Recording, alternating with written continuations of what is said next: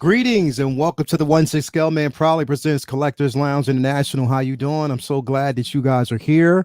Happy Easter to everybody who is celebrating today. It's it's Easter Sunday. Of course, good eats, you know what I mean, where we actually talk about what prayer, positivity, and persistence, basically the 3 P's basically. So, again, happy Easter to all who celebrate. And hey, if it's a good day, it's a good day with family, friends, Easter eggs, chocolate for the kids.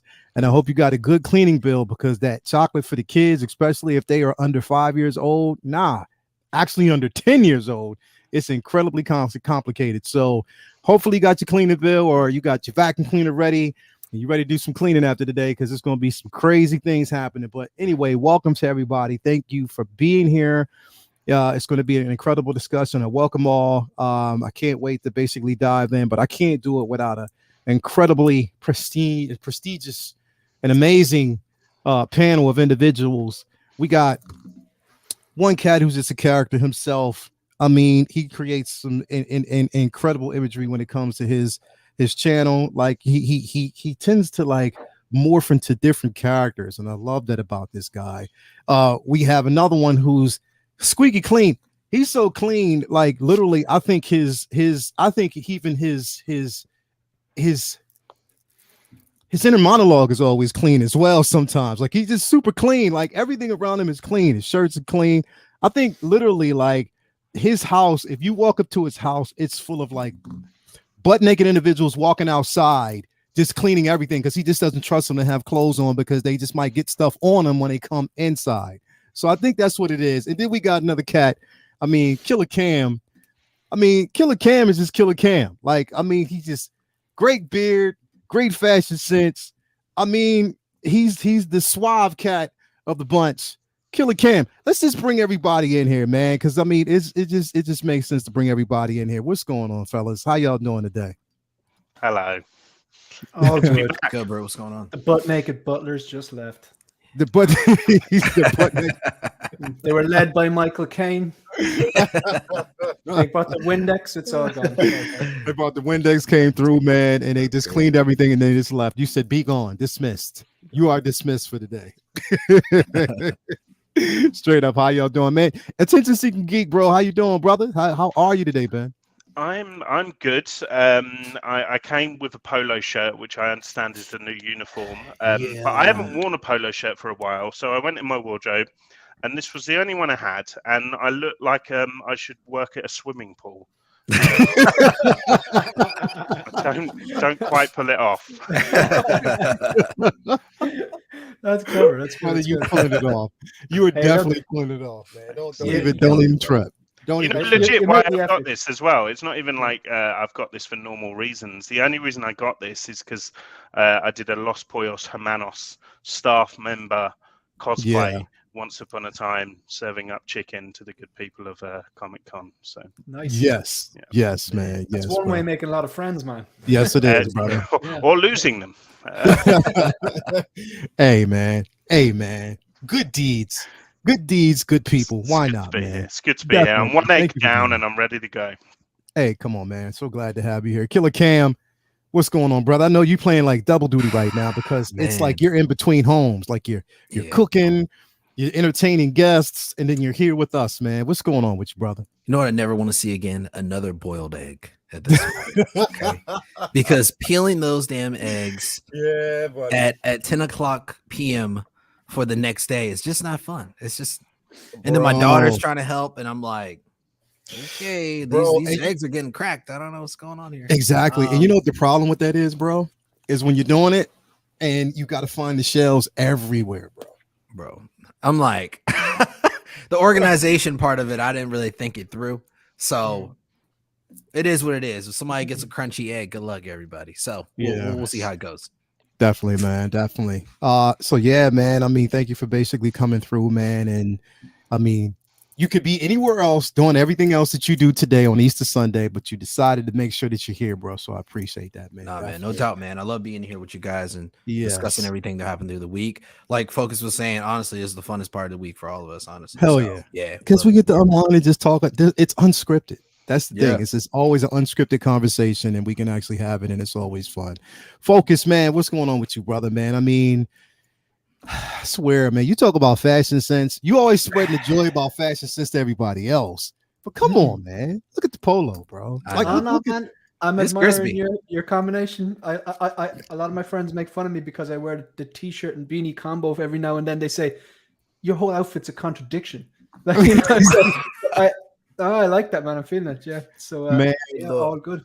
I wear beanies all year round if I have to. Straight up. That's just how much I love beanies, and it's just the way it's going to stick, man. So I'm happy with that. Again, I'm unapologetically beanie. Straight up. That's just the way it is, man. I just wear beanies all the time. So, man, I'm so happy about that. We got Loco Lou out there in the building. Loco Lou, what's going on, man? What's popping, brother? I know you celebrating Easter Sunday with the family, man. So glad to have you here, man. We got the 6 Scale Gallery out there in the building, man. My guy, man. Thank you. He's actually you know, with the family and stuff like that, but he's tuning in. So I'm so happy to have him here. We got Luminar in the building. We got Malika Mabane. We got Real Limes in the building. Thank you for being here. And again, come on, man. Y'all know, hey, you can't just put yourself in here without telling everybody where you're from. You know what I mean? Where you're representing. I don't care if you're in the United States, wherever you are. You let us know where you are so we can call it out. I mean, I want to call out where you're from, where you're at right now. It's Easter Sunday. We got so many different personalities, nationalities out there. And that's what this show's all about. Internationally known. To rock the microphone. Anyway, like seriously, we want to make sure. Hey, straight up. We want to basically make sure that we are representing everybody, man. So definitely let us know where you at. But man, I mean, I cannot wait to dive into this. So we actually got a new member too. We got the channel. Oh man, we got OG fan with Star Wars, which is Star Wars becoming a YouTube member. Yes, man. Thank you so much for becoming a new member, man. I do definitely appreciate that, bro. So excited to have you on board. We got Amir Nazmazadi in the building. I'm gonna get your name right, Amir. I am going to get your name right. Don't worry about that. We got Windman 42 is in the building. Thank you for basically being here, man. Who else we got? We got Hydra Collectibles. We got, of course, Luminar. I mean, we got S Beam is actually here. My guy X Beam. Triple G Comics is actually in the building. Who else we got? Lee O'Reilly is actually here. Universal Key is in the building. Irish. Yes, Lee's yes. Irish. Yes, we go. Irish love all day, man. We got everybody in here. We got collectible chats. Bronx, New York, man. You already know the Bronx is representing. You out there with Loco Lou. So definitely, man. So glad to actually have you here. Hydra, you actually in the UK. Man, Orlando, Florida with Joe Augustine. Man, thank you for that. Topeka, Kansas. We got who else we got? Malika's in Philadelphia, right around the corner, my guy. Right around the corner, man. So glad to actually have you here, man. So, guys, definitely it's going to be a great. Now, put it this way, how was everybody's week? I mean, because we had a lot happening this week. How was everybody's week in general? Pretty good. Good. To be honest, I've just been watching One Sit Figure Focus on every bloody YouTube channel. Yeah. He been off. So he been getting it. He been getting it. YouTube. He's been making his rounds. I'm like sand. It gets everywhere. Yes, that's true. Everywhere. I like how you put your finger. Hey, you know what? Here's the thing, Focus. Let me tell you. It's not a pinky, but it'll do. It'll do. So we were watching. Me and Latoya last night. We were watching Free Guy. If you haven't seen that movie, that movie's incredible. Like literally, I love Free Guy. I go watch. It was the first time. Actually, it was the first time I watched it the whole way through because I've been busy. But I watched it yesterday, and it was so good. Focus, there's a guy on there. He's from Ireland, bro. We heard it. Yo, my head is turned. On Free Guy, there's a guy because he's actually he's a gamer, and he's one of the gamers, and we were just sitting down having a conversation, and all of a sudden we heard the voice turn. It was like, wait, it sounded just like you, bro. I was like, yo, we thought. I was like, yo. It was just, oh man, it was crazy, man. So I was like, yo, he's everywhere, not just on live streams, he's in movies too. Come on, man. But yo, this week was this week was busy. It was a whole lot of fun, lot of fun. But yeah, like, because I'm heading away on holidays tomorrow, and I was off this week, and I want to take the opportunity to stream. And I have to do it. Can I do a really, really quick shout out just to the people? Yeah, definitely, bro. So Monday night, Graham at the Jedi Night's Watch. Thank you. Tuesday night, then Dante Manahawk Collectibles. Thank you. Leia, I'll obviously say what Wednesday. Marco 16 Fix on Thursday. Friday again back for Figure Flex Friday. Thank you again, Leia. And then yesterday, Joao from Big Brother, previously known as Third Party Reviews. Massive thanks to everyone. I've made no secret about it. I love just chatting, collecting on these streams. It's like the pinnacle of it. And it was a busy week, but I absolutely loved it. I've scheduled a lot of content to go out over the next week, so it'll be like I never left if anyone wants to, but thank you very much. Yeah. Nice, bro. Yeah, man. Thanks, man. So glad. I'm so glad to be here, bro. I mean, I've had nothing but I'm so glad that you're here. I'm so glad that you've basically, I mean, you deserved it though, bro. I mean, you deserve to get these rounds, man, because like I said, you're working hard. And I think all of us are basically working hard, man. And that's just a part of it. Like you make your rounds. It becomes more of like a broad collecting community, like when we're able to connect with each other, man. That's the biggest 100%. And that's the biggest thing. I'm definitely not in these streams to be a passenger. Yesterday in Joao's channel, like I fairly went on a rant about who have you upset now? I'm not just gonna be a passenger. I'm gonna say what I think about Toys Wonderland, whatever. And if it's even if it's an unpopular opinion, and I'm still getting cheap figures off them, like, look. Truth be told, do you know what I mean? I gotta be honest. Honest, transparency, like, so yeah. Well, okay, so wait a minute. Sponsorship gone out the window.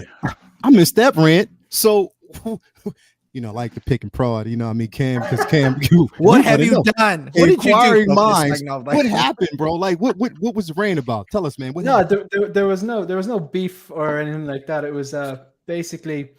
Joao was saying, like, he's a really good idea. And he said he didn't want to go through the DX19 and Besman Han and everything because, we were all really excited about them. We were all talking about them. So if you've watched any stream during the week, you've already seen that. And I really, really like that approach. So he asked Blackbird Tech, Doc Smizzle, myself, and Marco from 16 Fix on the show. And he said, right, each bring a topic. My topic was loyalty versus disloyalty. You know what I mean? So, right. And I just went on about, like, I know Toys Wonderland get a lot of hate.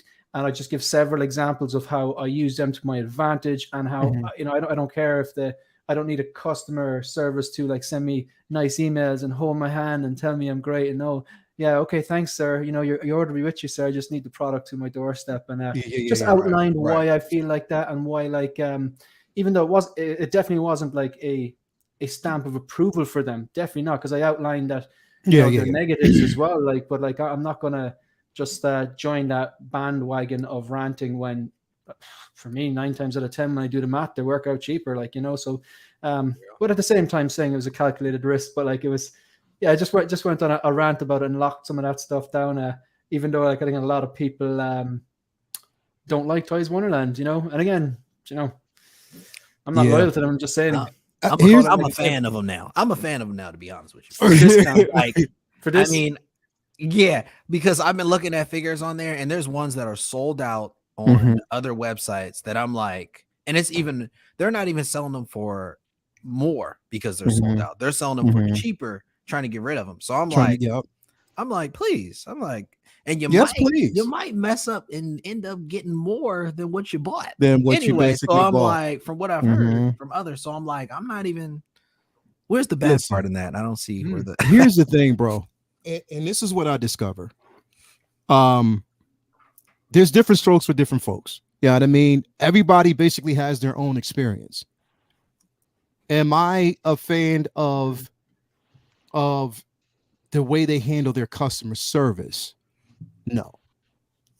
Am I a fan of the product that they carry? And the simple fact that if I'm looking for grail pieces, if I'm looking for pieces that I can't find anywhere else, if I'm looking for bargains, am I going to get it from them versus Sideshow?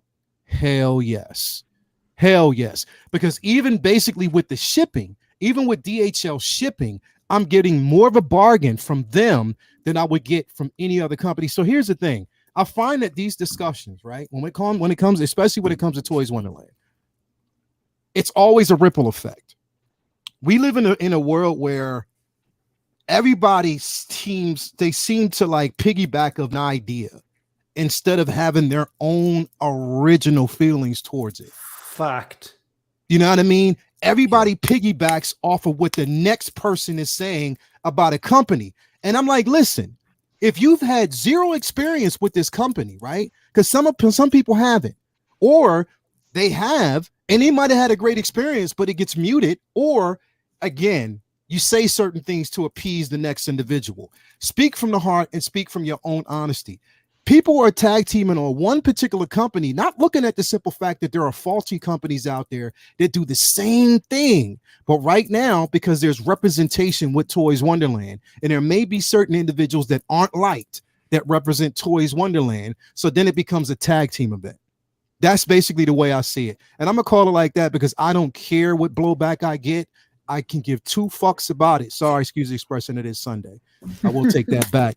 But I can get two cares about it. Speak. Look, you have your own mind. Like you always say, Focus, there is no loyalty to any company. There is zero loyalty. I have no loyalty to Toys Wonderland. I have no loyalty to Pop Collectibles. I have no loyalty to Sideshow Collectibles. I have no loyalty to TNS or anyone else who basically sells. I have no loyalty to them at all. But if you have product that I want, I'm going to buy from you, and I'm going to leave it at that. I just think that we fall into this place where people have a tendency not to have their own voice. I buy from Toys Wonderland. I've had certain things that, again, collectibles, product, things that I've gotten that I love, that I literally love. You know what I mean? There's grail pieces that I haven't been able to get from anywhere else, and I've gotten from them. I expect the price for certain figures that are no longer available to be a bit higher. So I plan for that. I plan in advance for that if I do want to go that route. But I'm going to tell you right now, if you want a Shore Trooper, like literally, if you want a 10 or 10, if you basically want to take Commander, if you want one of those, man, and they are dirt cheap right now. Like literally, there are figures out there that are extremely cheap that you can actually get. If you got points, brother, you can come up. And I'm telling you, it's going to be cheaper. When have you actually seen? Okay, when we talk about Sideshow, right, bro? They have they have their figures, they have their things, right? But here's the problem with that. And I'm gonna bring Loco Lou in here because I think he has a couple of things he wants to say too. I meant to send him. I got so boggled down on this rant. It's not even a rant. It's just facts. And I'm just trying to be real about it because I'm glad you brought that up. Like Sideshow, they will sit on figures for years and never mark them down. Yeah. Never mark them down. And they figure giving you a $20. Yes, you know what I mean? Figure giving you like a $20 coupon is going to help the situation. Right. Come on, man. That expires in 2 days. Right. I'll be like, I don't want to buy it tomorrow. Like, when they're doing that for those General Grievous figures, like just $10, like right, yeah, bro. That gets him to stand, bro. It's one of those situations where I'm just like, come on, man. Like, really, you have the opportunity to get from other companies. We talk about this where we're looking to buy certain figures at a reasonable price. We're saying we're waiting. We rather wait and see if we can actually get them at a discounted rate. If you're waiting for Sideshow, you're going to be waiting for a few years. It's never going to happen. But through other companies, they do have a tendency, and mainly Toys Wonderland, they have a tendency to basically mark these figures down. And I think that's the problem, is that companies, especially from the US market, they see that. And then they attack these companies because it's like, you know what, you're cutting into, you know, our profit and our margins, what we want to basically make and what's projected for us to make per year. You're cutting into that. I'm like, well, the smart thing would be to, okay, you have great customer service, Sideshow. I'm not going to take that away from you. You have lovely customer service, but the biggest problem is your stuff is high. Taxes. You're paying a high tax bracket, and on top of that, the shipping costs, bro. Like literally, once you even apply any type of an adjustment credit that you get or a coupon, it don't matter. It gets smothered. You're paying for taxes at that point. That's it.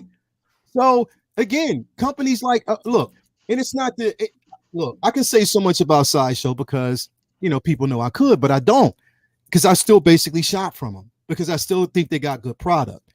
But at the same time, man, come on, let's keep it all the way 100.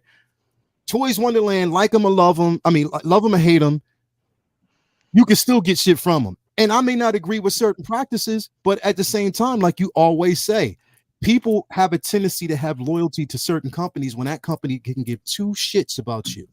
Plain and simple. Yep. Also, guys, don't stress me out because they've got my money right now. Toys. Oh, they've got a lot of money. They've got my King Shark money, so I'm a bit nervous. Nom noms. No way. Better be coming in one piece. I'll tell you that. I'll say the same thing as well. Like, I don't love Toys Wonderland because, like, then I'm applying some form of emotion to a business transaction, which doesn't make sense. I love the TV shows and the movies and the comic books that these figures come from. I love the artwork that goes into the figures. That's where the emotion is. Mm-hmm. But like, I'm not gonna. There's no love or hate when it comes to any of these companies because they're just companies. Yeah. They're just a business. Like, but like if you look at Sideshow, like they do shady stuff as well. Like a lot of people, I think they got those emails about Endgame Loki saying like you know they got charged saying it was shipping soon. I think soon now. If you look up in Sideshow's dictionary, soon now means November, I believe. So exactly. Exactly. Right. I mean, the definition of soon is definitely so that's shady. If Toys Wonderland did that, you'd hear people saying anything about it. But at the same time, like I'm what's the word? Objective when it comes to them. They're slow to get back to you, but they always do. Their communication could be a bit better. I feel like sometimes I have to hold their hand through the transaction and go, "This is the order number. This is what I ordered. I've already paid the shipping. Don't try to double charge me in the shipping. I've already paid it." You need that comes down to you knowing exactly what you paid them and document and stuff. And you kind of have to work a bit harder for those low prices, but you do get the low prices. And I just want one point, like it's kind of like what you're saying about everyone should have their own opinion. They should look up things themselves and get their own information, do their own research, and then formulate their own opinion instead of just one person ranting on Facebook about Toys Wonderland who might have had a bad experience, and then like 10 other people are now. There's a phrase there I'm looking for. It's like it's like misery loves company. Exactly. But negativity recruits. So our toxic people recruit. So like there's nothing wrong with making someone aware of a bad experience. But I did say on the show that the bad experience I had, they fixed, they refunded, they offered a 20% discount, and they sent me that. I think that was by mistake though. But even if they refunded me and gave me my 20% discount, that is good customer service. Like they didn't have to send me that. That was a mistake, I believe, whatever. But so you're not always going to get that. But just on the like that point about I mentioned a point going now. If other people have bad experience, because I do see people on different Facebook groups, which I just stopped logging into, complaining about them, but they're not really saying what exactly happened. I think it's almost like they're recycling someone else's bad experience. Somebody else's experience. Exactly. Then you hear 10. So I said to people, DM me.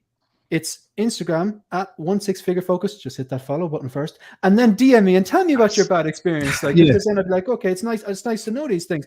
I didn't get any DMs. Like, do you mean not one person slid into my DMs, huh? So because it's go ahead. What were you gonna say? I'd like to hear the stories. Like they still probably won't change my opinion because I've had positive experiences with them. However, the day that I get screwed over by them, there will be a video. I will try to sort it with them properly as an adult, as a from a business point of view, from a transaction, because that's the normal thing to do. And I will make them aware. Look, I have a very small YouTube channel, but I want to get this sorted first. And I don't want to have to use that to my advantage. Can you please sort this out as a customer? Because you shouldn't have to have a channel to get better treatment. And also, I did hear people make the argument saying, "Oh, but you have a YouTube channel, so they sorted you out." No. When they missed my item and refunded me and gave me 20% discount and then sent me the short trip by mistake, that was long before I had an Instagram or YouTube channel. So a lot of these arguments, they're completely invalidated. It is, and that's the thing. I think, exactly.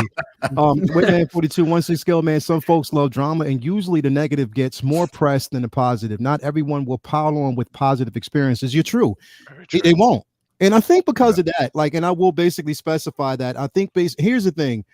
I have tunnel vision when it comes to certain things, and especially when it comes to certain mentalities. And I don't basically piggyback off of anybody's shit. I really, really don't. Like, I mean, especially if it's on a negative trip and you can't really provide any type of, if you can't provide me any type of progressive proof for me enough to say, okay, yeah, I'm done with the company.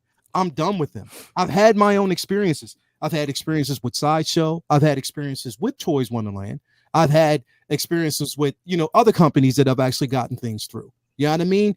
And it is what it is. Like, yo, it happens. Shit happens with any company. Look, I can actually go to Target right up the street. I can go to Target and buy a t-shirt and get it home and find out that there's a mark on that t-shirt. Take it back. They may not want to exchange it. I could take that same t-shirt to a Target across the river and they'll probably exchange it for me.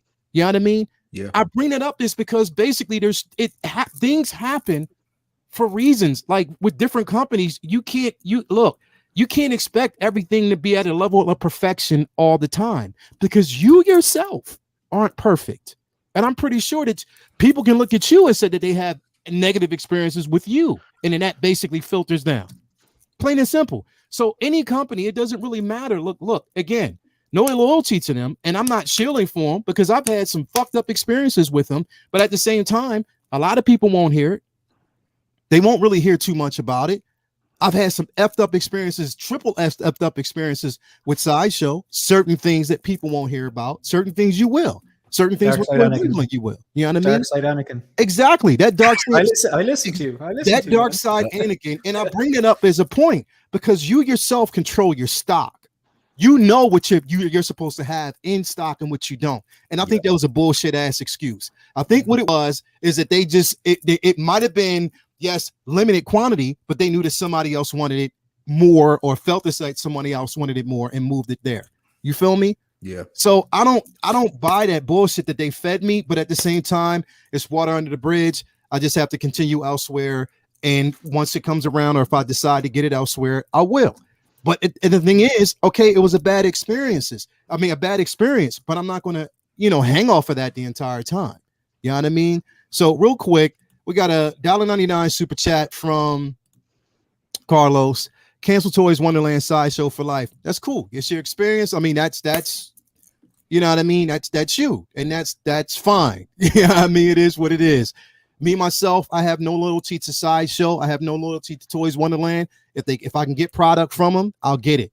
But none of them, I'm not shilling for either company because every company, any type of company, Fortune 500 or whatever you want to call it, any company is flawed and they will have flaws. Seriously. So just got to keep rolling with it. Real quick, we got Loco Lou in here, in the building. My brother, thank you for coming through. Real quick, 166, what did you want to say? Oh, sorry. What I was going to say is, this is perfect the way your last line there about companies that they've their own loyalties themselves. They're in to make money. I'm going to be a perfect example, and I think this is a great opportunity to get everyone to chat involved. Have you ever been on a plane and you just happen to talk to one of the passengers next to you? Maybe that's your friend, maybe it's a complete stranger or a family or something like that. And maybe the subject of price came up of the price of the seat that you paid. So let's say we're all in economy, and I've paid $300 for my flight. And the person next to you have paid like $400 or maybe $200. Just if that's ever happened to you, give us a thumbs up in the chat with a little plane, because that happened to me. Now, how that's based on is basically the plane with empty seats or any empty seats basically is no good to the company, right? So you have a company, you have 1,000 seats, and you have the average price maybe $600 per ticket for whatever it is. They work off an algorithm, they work off projections and stuff to make sure that the plane is full. That is their primary objective because they've got so many overheads like staff, fuel, food costs, all that kind of stuff. So it's no good to them having 5 or 10 extra seats. So naturally they vary the prices and then they drop down deals and stuff like that. So the prices are fluctuating. So some person can be sitting there for $600, some person can be sitting there after paying $200. That's what flight companies do because they're in it to make money. Now I'll give you a better example. My parents were flying back from New York. They flew from Shannon in Ireland to New York a few years back.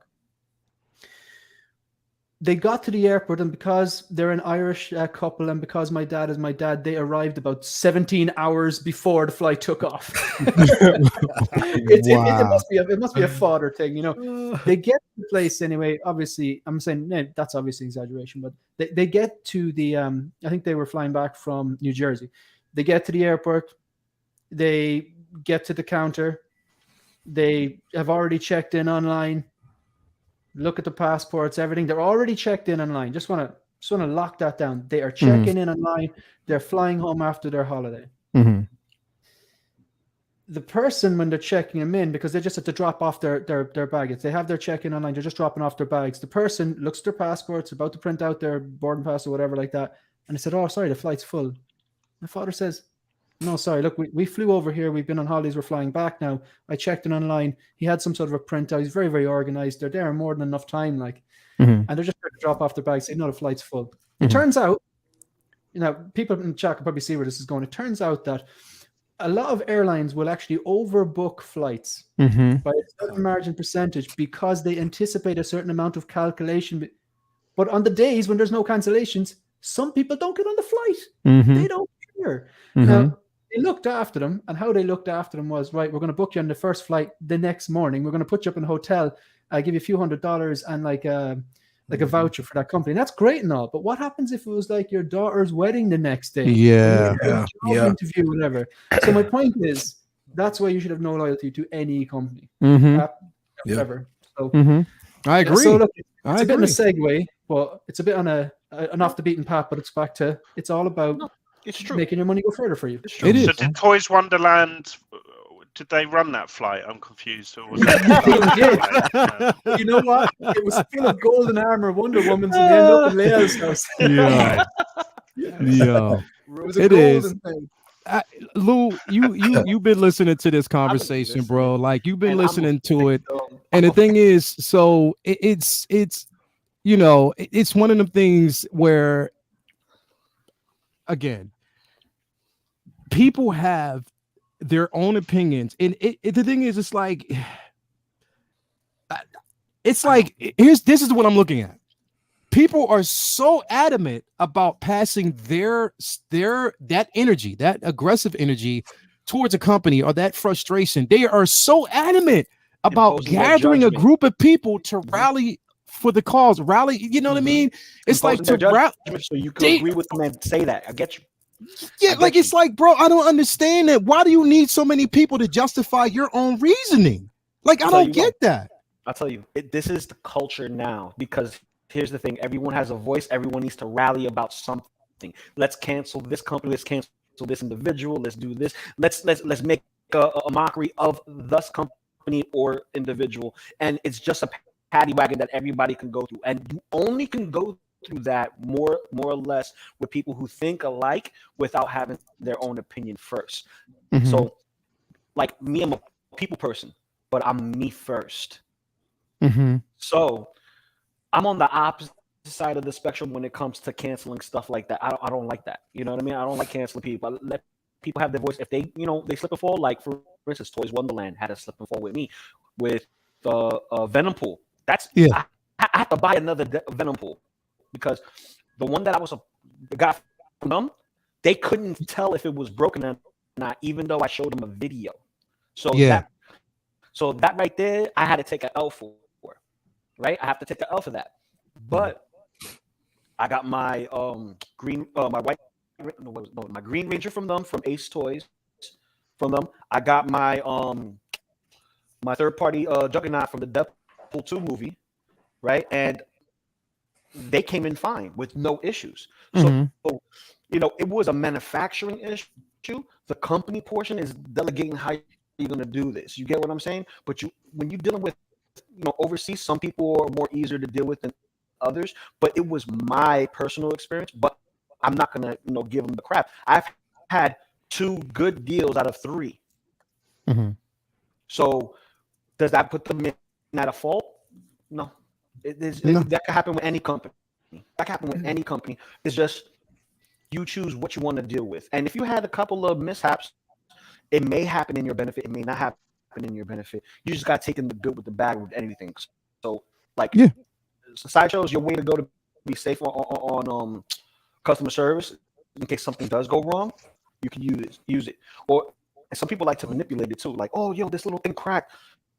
If a little bit of crazy glue could fix that, or it's not even noticeable, you just notice it because you're anal, and you try to use that as a way to smuggle, 20 points, $20 coupon, just so you, come on, that's extra petty, that's extraness. If it's legitimately broken, then that's different. If it's little pink scuff, little something, I'm like, come on, I suggest everyone just take a step back, think about your wallet, think about everything that's coming out right now, and think about how you want your collection to grow. Plus, remember, we're in a different environment compared to way back when. We're still in the mix of the beginnings of 2 years ago. We're still in the mix of it. Things are trying to get to a type of normalcy, but it's not there yet. We're learning how to get there, which won't get there. Not anytime soon. So, you're gonna Zordon. Zordon busy man. He about to morph. I'd be like, this is what I was calling. Yeah. Can I address a comment? Yeah, go ahead, brother. Can I just address a comment? Do you mind if I address a comment? I'm building Zordon right now. I was typing a reply to Carlos, but it's just easier just to address it. So Carlos said, so I think I saw Carlos on Will Fox Vacations channel. Yeah. Give me a thumbs up, Carlos, if you're the guy. I think I did.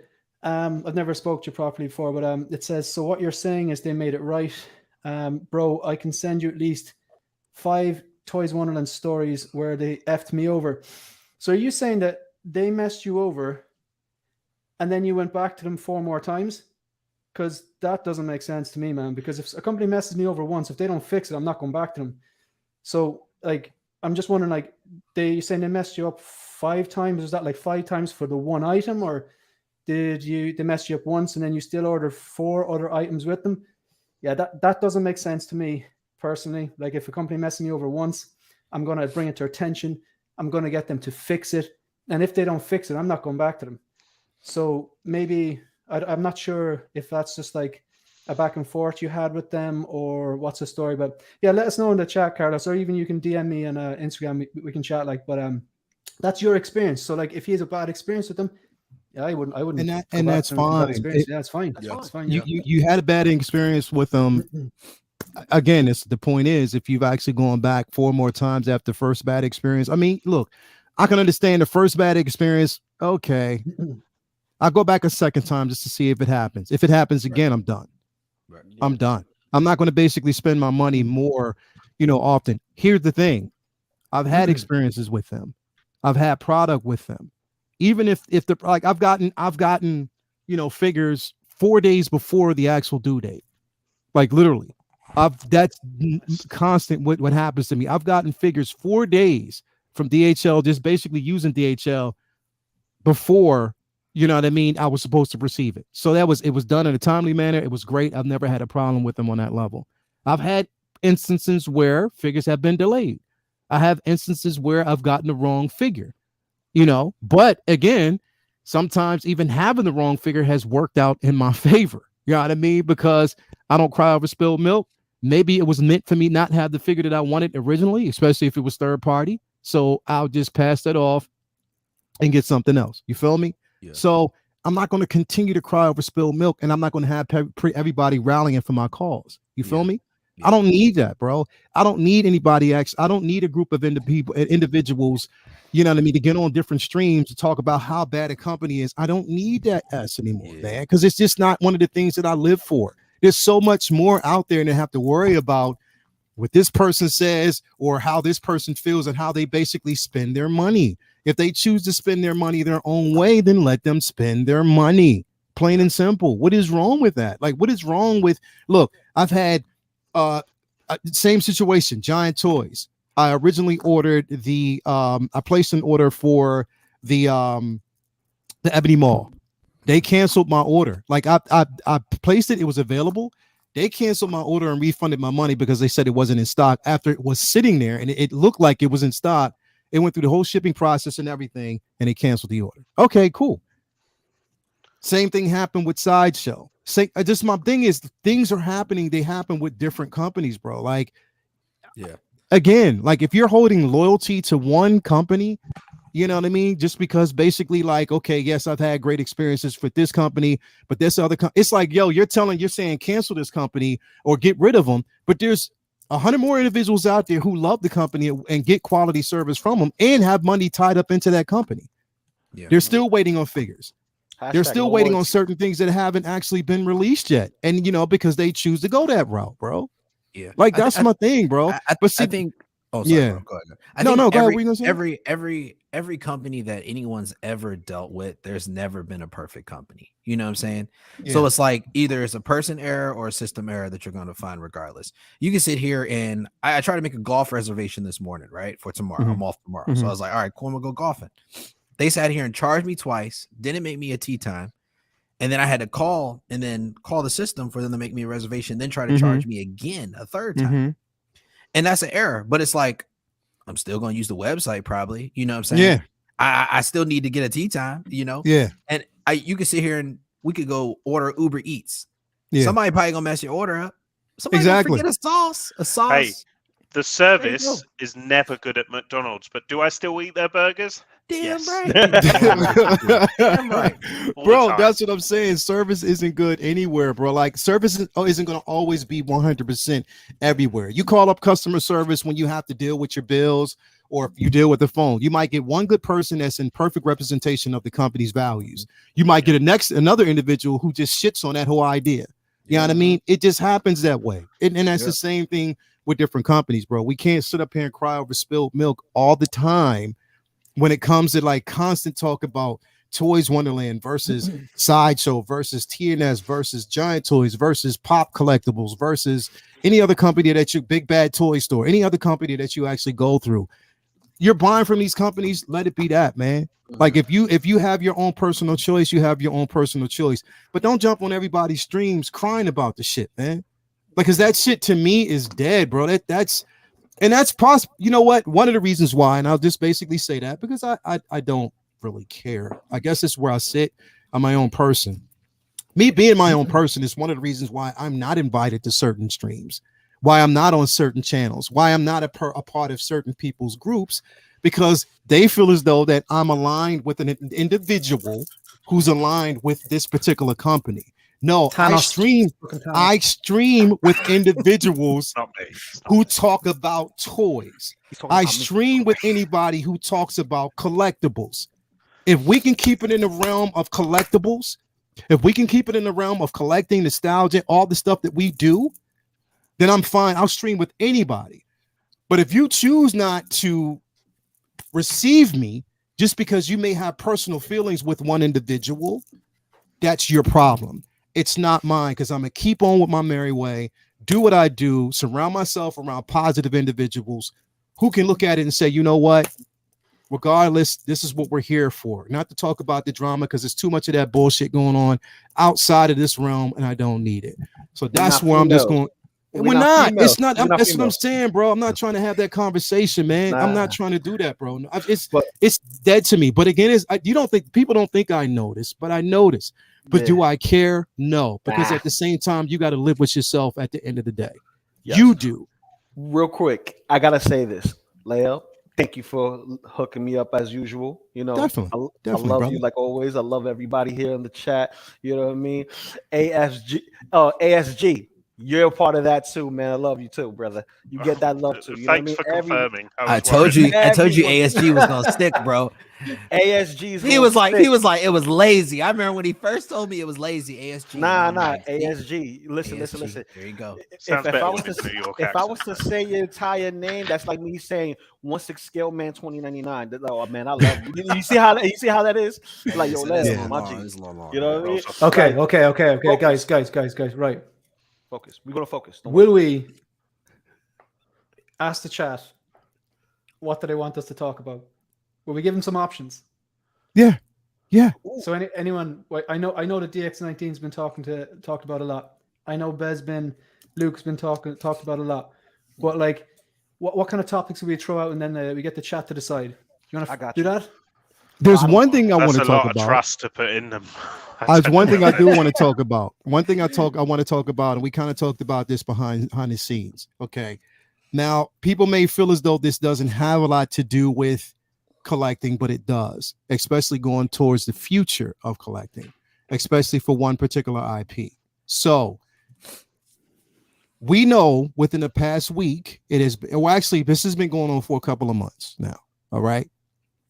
We've gotten information that Discovery has acquired Warner Brothers. So the acquisition is now with Warner Brothers. We've gotten that confirmation. So basically now Discovery has acquired, Warner Brothers. So now they've basically now titled it Warner Discovery. Okay. With that basically being said, Zaslav, right? That's his name. Mm-hmm. Zaslav has actually said that what he wants to do now is because he feels as though there has been mishandling and misuse of the DC property. So he wants to make it more prominent. He feels as though there's so much more potential, and it's such, it's so much more of a cash grab now, especially with the company and its potential in character development. And on top of that, there's been misuse of certain IPs, mainly Superman. You know what I mean? So basically, that's one of the things that, has been brought to the forefront. Now, with that basically being said, he wants to also tackle everything within the IP. He's also basically saying that he wants to be a part of developing all characters within that IP, different characters, but not just whereas we have standalones, but we also continue with, continuations such as the Justice League, tie-in, stuff like that. But he wants to make it more dominant, whereas it faltered, and they're looking for their own version of Kevin Feige. Okay. Now, there have been plenty of discussions about that. There have been discussions about Kevin Feige. There have been discussions about his involvement with Marvel versus DC's and their growth and their development and how fast they've basically been moving. Mm-hmm. I'm happy to hear that there's another company coming in recognizing a fault, recognizing the simple fact that DC needs to have its place within the cinematic universe, and it needs to be handled with care. Yeah. Now, here's the thing, though. This can also open the floodgates when it comes to even collecting, because now we may see more characters that we actually haven't seen in a long time. Because if a film obviously gives shine to these characters, then there's potential for us to receive certain collectibles, to get certain collectibles within a DC franchise. You know what I mean? I'm a Marvel and DC fan, have been all my life. And there are certain things that I would love to see, certain iterations that I would love to see. So I think that with the growth and with the acquisition, there's room for like just improvement and development. You know what I mean? Hopefully they can, tie those things basically together. And I'm right there with you, Cuervo. We do basically need a Jamie Reyes Blue Beetle. I'm right there with you. I would love that. Yeah, we need that for sure. We definitely would. Blue Beetle's coming though, right? Yeah, the Blue Beetle is coming. Yeah, it's in production right now. It's in production right now. Yeah, so that definitely is coming. Hints now, Peacemaker and stuff. Yeah. Now we do know we got some news that Sharon Stone dropped out of the project, and Susan Sarandon has now jumped into the product. In the project. So that was another thing. Yeah. So who knows? I just want to see a good film, but at the same time, I want that figure because I will jump on that Blue Beetles figure when it drops. Oh yeah. I will have that piece forever. But I'm gonna ask you guys and everybody out in the chat. Do you think with the new direction that DC is going right now, now since Discovery has basically acquired them, people are looking at it that possibly it can be in better hands. Do you think that now we will get, and here's my biggest question. Do you now think, and they have stated that, they do want to put Superman back in a rare form. Do you think with that we'll see Cavill's continuation and we will get a Man of Steel 2? Do you think we'll actually see that? And do you think that will this be more of an expansion and getting more figures from the franchise? Real quick, I'm gonna make it short and sweet. If the money's right, he will be in. Mm-hmm. That's it. End of story. End of story. Mm-hmm. That's I think short the and sweet. money would have to be low enough because he's a massive geek and loves playing Superman. So Yeah. I think reckon, they'll just give him a packet of Warhammer and he'll do it probably. Yeah. A graphics card. No. But the money has to be right. You know what I mean? It's like if he's dedicated to another project, he's not going to turncoat and go to another project. They actually had to like CGI his mustache and stuff like that. Like he has to be free in that window. You get what I'm saying? Because if they're going to do it right, that means we need to see him in suit consistently. Yeah. So and that means no CGI and mustaches or anything like that. You get what I'm saying? Yeah. So he needs to be like dedicated to this specific program. Once the project is done, then everything else could fall through. But I don't know how deeply he wants to go through forth with it, because I know he's a geek, but how long does he wants to play this specific character? Yeah. You get what I'm saying? And who will pick up the mantle? Because a lot of people didn't think Henry Cavill could do it until people saw the first Man of Steel. Yeah. Right. And then appreciated it even more.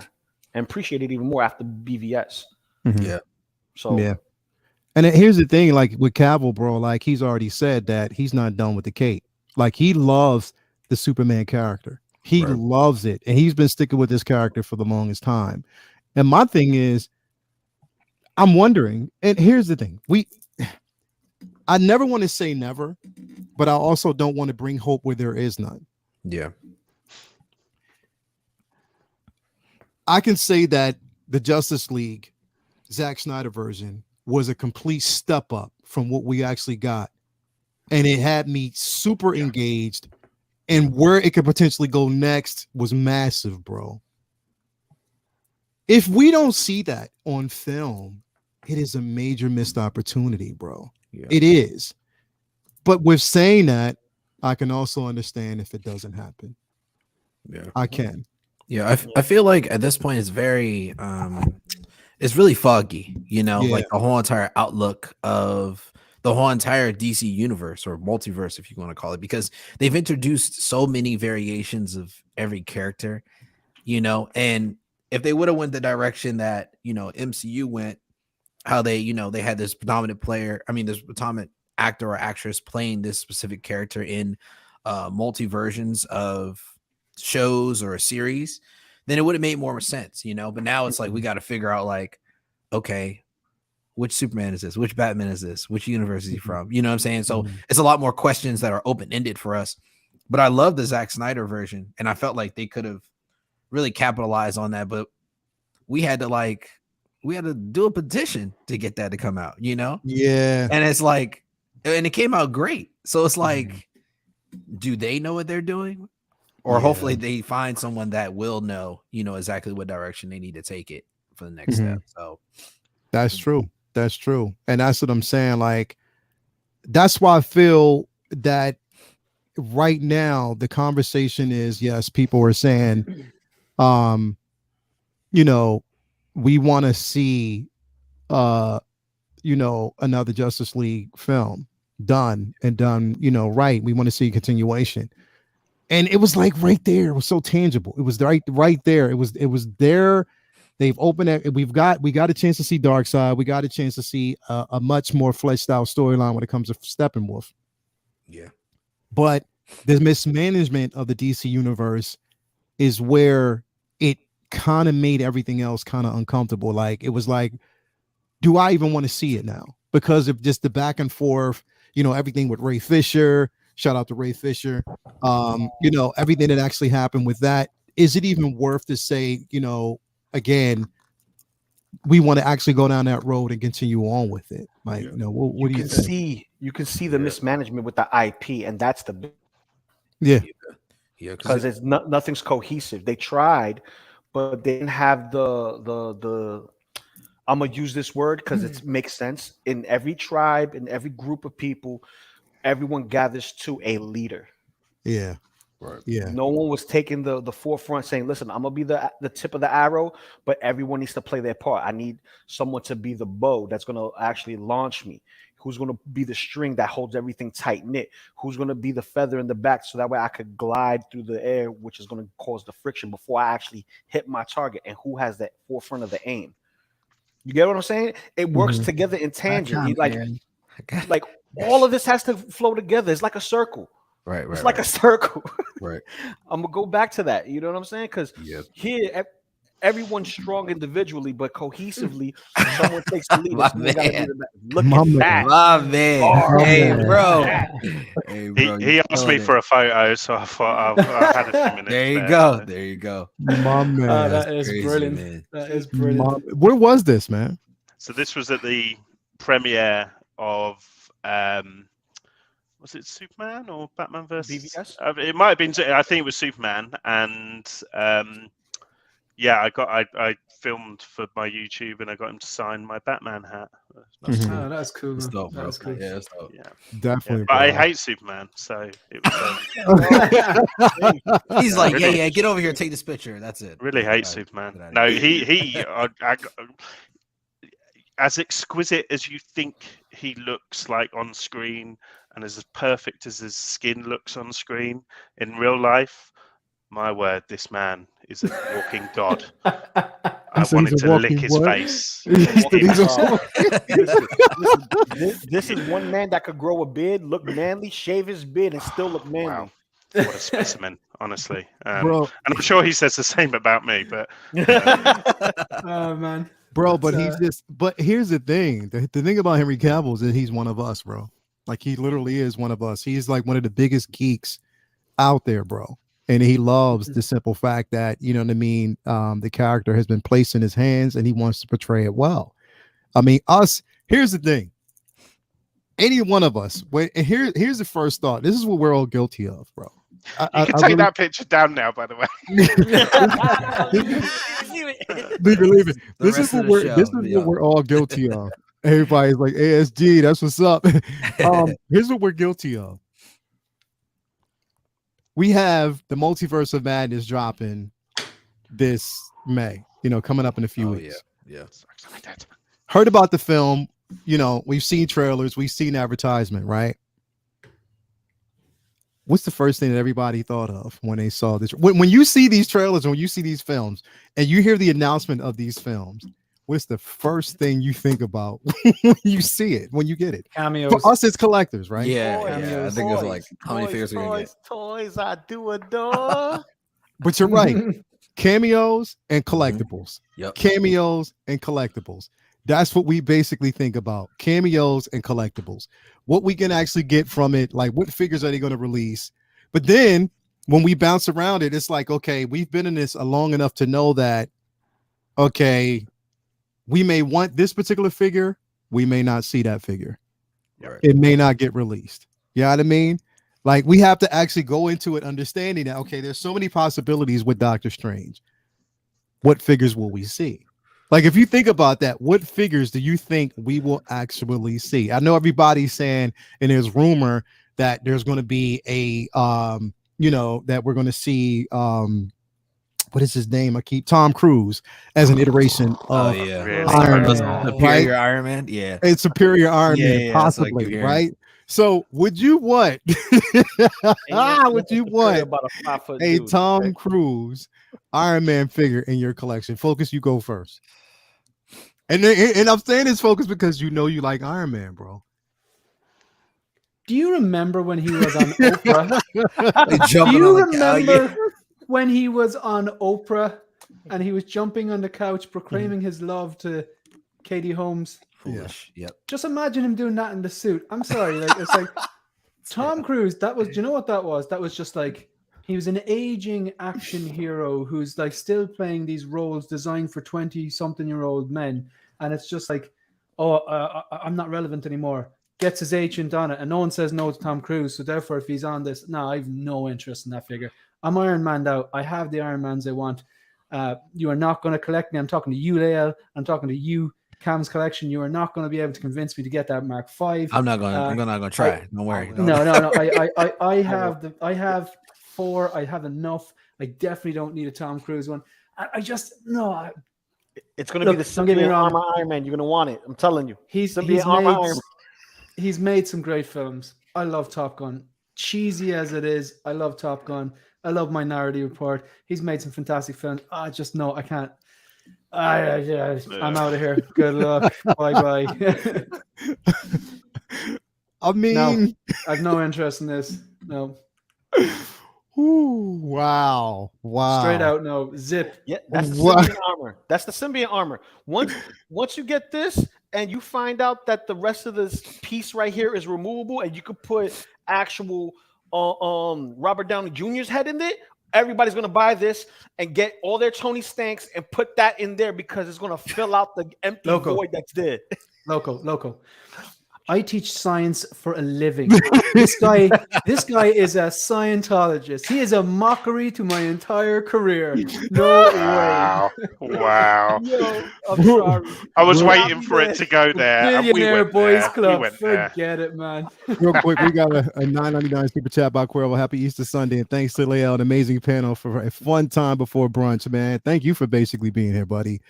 Yeah. I mean, you knew how this is gonna go. I don't focus. It's actually awkward because I'm a Scientologist. Yeah. Oh god. No, I'm checking out. I was about to say, really? Fiction expert, okay? And anything can happen under the sun. Oh my god. Yeah. Hey, Lael, I would buy this figure. I would buy this figure. You would? To burn it alive. I thought you were going to say, just to annoy Shane. Right. Yo, but I mean, but that's the thing is it's crazy as, you know, us with collectors, like as soon as we hear a film dropping, you know what I mean? The first thing I thought when they announced that, you know, Mahershala Ali was going to be playing Blade, I was like, okay, yes, I got a chance to get another Blade figure. You know what I mean? I get a chance. This is my chance to finally get a Blade figure that I never had.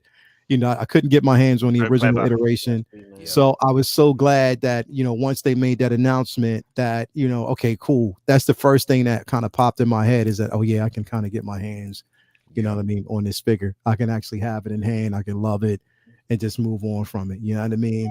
And when we think about it, like that's the crazy part is that, you know, it's one of those things where, you know, this is what we come to expect when we watch Marvel films, is that they're going to capitalize on any IP. Star Wars is as well.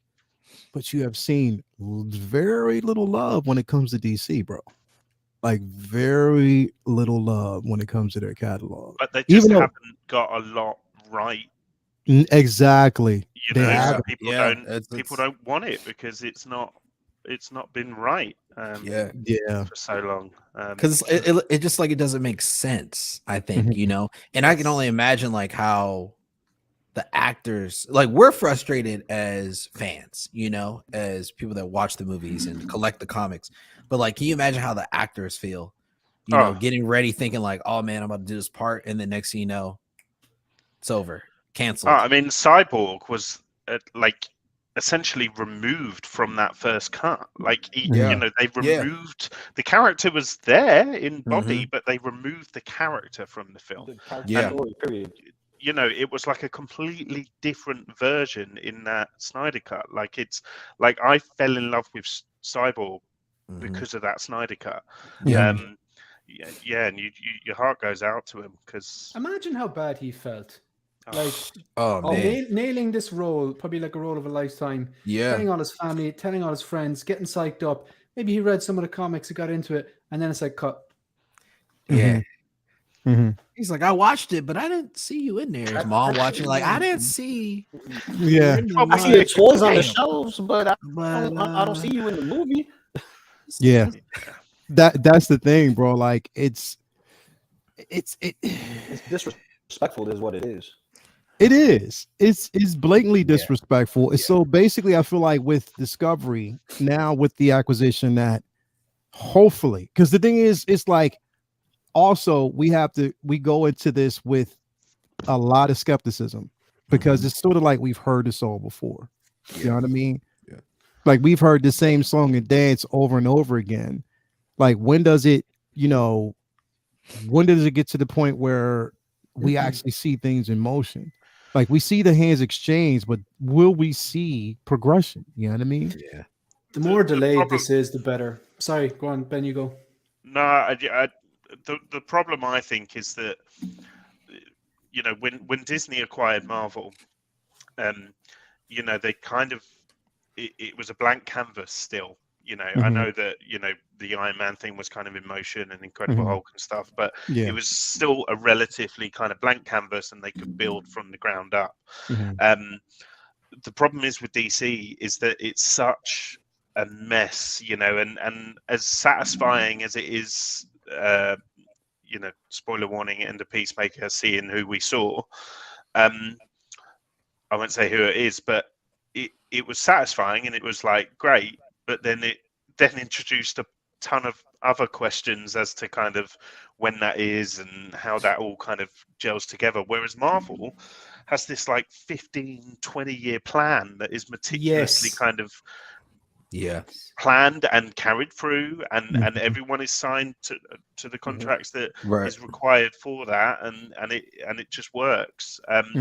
So I think the only way it would work for DC is to start again, and it would be sad to lose actors like Henry Cavill and stuff, but unfortunately I think the only way that they're going to kind of rival Marvel in terms of a cinematic universe is to kind of start completely fresh. But for me, I've always been a Marvel to Batman fan. I've never really got into a lot of the other DC characters. But I love this idea that we're getting different Batman and Joker films and stuff in completely different universes. There's no attempt to connect them or anything like that. And I'm kind of happy with that in terms of, and when I read the Batman comics, that's how I like to read my Batman comics as well. I like my individual stories. I like my kind of standalone graphic novels and things like that.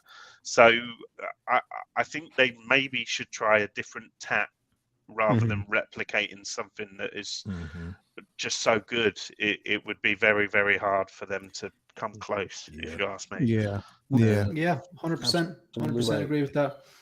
It's really cheesy, but like I remember hearing someone say, this is so cheesy, like don't judge me, but it's like don't try to be anyone else, because I think everyone else is taken, you're the only one of yourself, or something cheesy like that. I'm butchering the phrase. And here I am in a polo shirt. but you know that kind of that's the phrase, be yourself because everyone else is taken.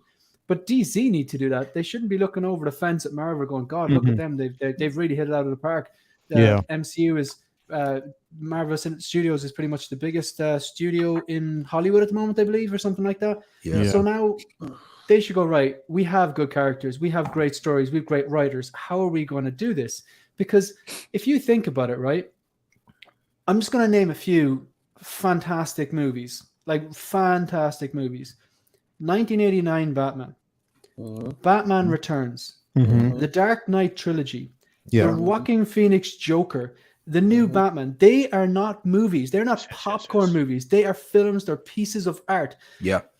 But then when you throw in this DCEU, like Spider-Man or Batman doesn't get a first film. They just shoehorn him into Batman versus Superman. Then people think that I miss out on the origin story. Right. We need to and when I say origin story, we don't need to see the guy's parents getting killed. Everyone knows that. Yeah. Like the Batman proved that. Like exactly. Yeah. So they just, I do feel that they were looking over the fence and going, God, Marvel are on something good. Let's try and copy that quickly, and absolutely butchered it. Like for me, Man of Steel is good, but it didn't blow me away. But I still really, really like it. Yeah. Batman versus Superman. If I hadn't read The Dark Knight Returns, and if I hadn't watched the animated adaptation of The Dark Knight Returns and the source material for that, I don't think I would have appreciated any of it. And I don't think it's a good film, but I do think there's aspects of it I really, really liked. Yeah. But that's the thing. It's the truth. Justice League, can't do it. Yeah. I'm not a fan. But all those other movies I mentioned prior to this, 100%. Here's the thing. I think what they do have to play, to their strengths. But I think even with the tie-ins, there was a way that they could have done it if they would have sat down and really let, number one, cooler heads prevail. Number two, really, the problem is Marvel has something that DC lacks. DC looks at business ethics. Marvel has Kevin Feige, who's not only smart and has paid his dues, but he's a geek himself, bro. He's a fan. Yeah. He's a super fan. The thing is, people can say that, okay, yeah, you know, DC has had Jeff Johns. You see the results, right? Yeah. Yeah. You see the results, right? You see how chaotic it was. You see how chaotic it was when they basically had Jeff Johns there. Now, God, mind you, look, Jeff Johns has given me some of the greatest books. I mean, come on, man. You know, if anybody who loves the Green Lantern, you know, if you haven't actually followed, exactly, bro. He's given us some of the greatest and the most amazing pieces of work. I mean, literally. You know what I mean? But the problem is the leadership there has been dismal. You know what I mean? Like, they haven't had anyone who can actually grab the reins and just say, you know what?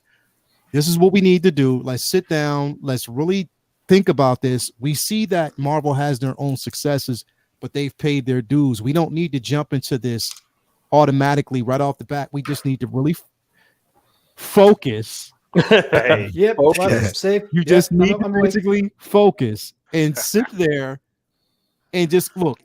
You've had successes. The Joker, yes. The Batman, yes. Aquaman, yes. The whole Dark Knight, the Dark Knight trilogy, yes. You've had those successes, okay? You could have had that same success if you would have just look. And I keep saying this to him blue in the face, bro. If they would have actually gave us, okay, they gave us the Man of Steel. At the end of the Man of Steel, okay, we see that run, all right? Give us Batman, his own film. His own film. Not Batman versus Superman, his own film. If you want to tie them in together, tie them all together at the very end of the film. You get, for instance, you get Man of Steel. We know that everything, how that all actually plays out in the Man of Steel, how it ends. We already know how that runs. You know, ship crashes, Zod killed, Superman now becomes that a level of symbolism. You give us basically a Batman film where we actually see what goes on in Gotham. And then at the very end of the film, we see Ben Affleck watching what is actually happening, seeing everything that happens in real time. You know what I mean? As if all of it's coming to, you know, he sees what happens at the very end. Okay, boom, flash forward. Give us a Wonder Woman film. At the very end of the film, she's seeing what happens, and she feels as though she has to interfere. I think that will happen in her next film, though, to be honest. Exactly. Yeah. Like Wonder Woman, stuff like that. You would see that, and then you have the tie-in. It's over time. It's a build-up. Yeah. They didn't do that. They skipped all of that and just went to PVS. And then the results that we got, it was a promise that they could never deliver. And we were, and it was a lot of people hyped. I was one of them. When they showed that damn trailer, and we, when they showed the trailer, and we actually saw, you know what I mean, Superman floating, hovering over back, I was all in. Yeah. Yep. But that was all muted. Yeah. DC started building the house, but they started with the roof. You know what I mean? Yeah. Exactly. Basically, they didn't lay a foundation. Like Marvel laid a foundation. Iron Man won. Thor won. Captain America won. Maybe we should bring them together. Yeah. You know what I mean? I would have loved to have seen one of the most impressive things to me about those first few phases of the MCU. Yeah, look, the casting was fantastic. They really nailed it with some of their casting. The story was good. The effects was good. The action, the humor, all those things are fantastic. Yeah. The fact that they fed into Endgame, like you gotta give them credit. They planned, like you said, they carefully planned, and they planted seeds so well. The seeds were basically planted to the point that honestly, a lot of us didn't see what was coming. Right. We didn't see what was coming. We saw that there was a plan, but we didn't see what's coming. And I like it even right now. I don't know where the hell they're going. I don't. Well, especially if you watch Shang-Chi. 20 theories. It's like so many different theories, but that creates the discussion. And then on top of that, I think they do it purposely because sometimes I think they don't even know. And they sit back and watch and it's like, okay, what are people talking about? What character? I know. Okay, that's the route we're going to go. Let's pull that in. Yeah, I know what's going to happen.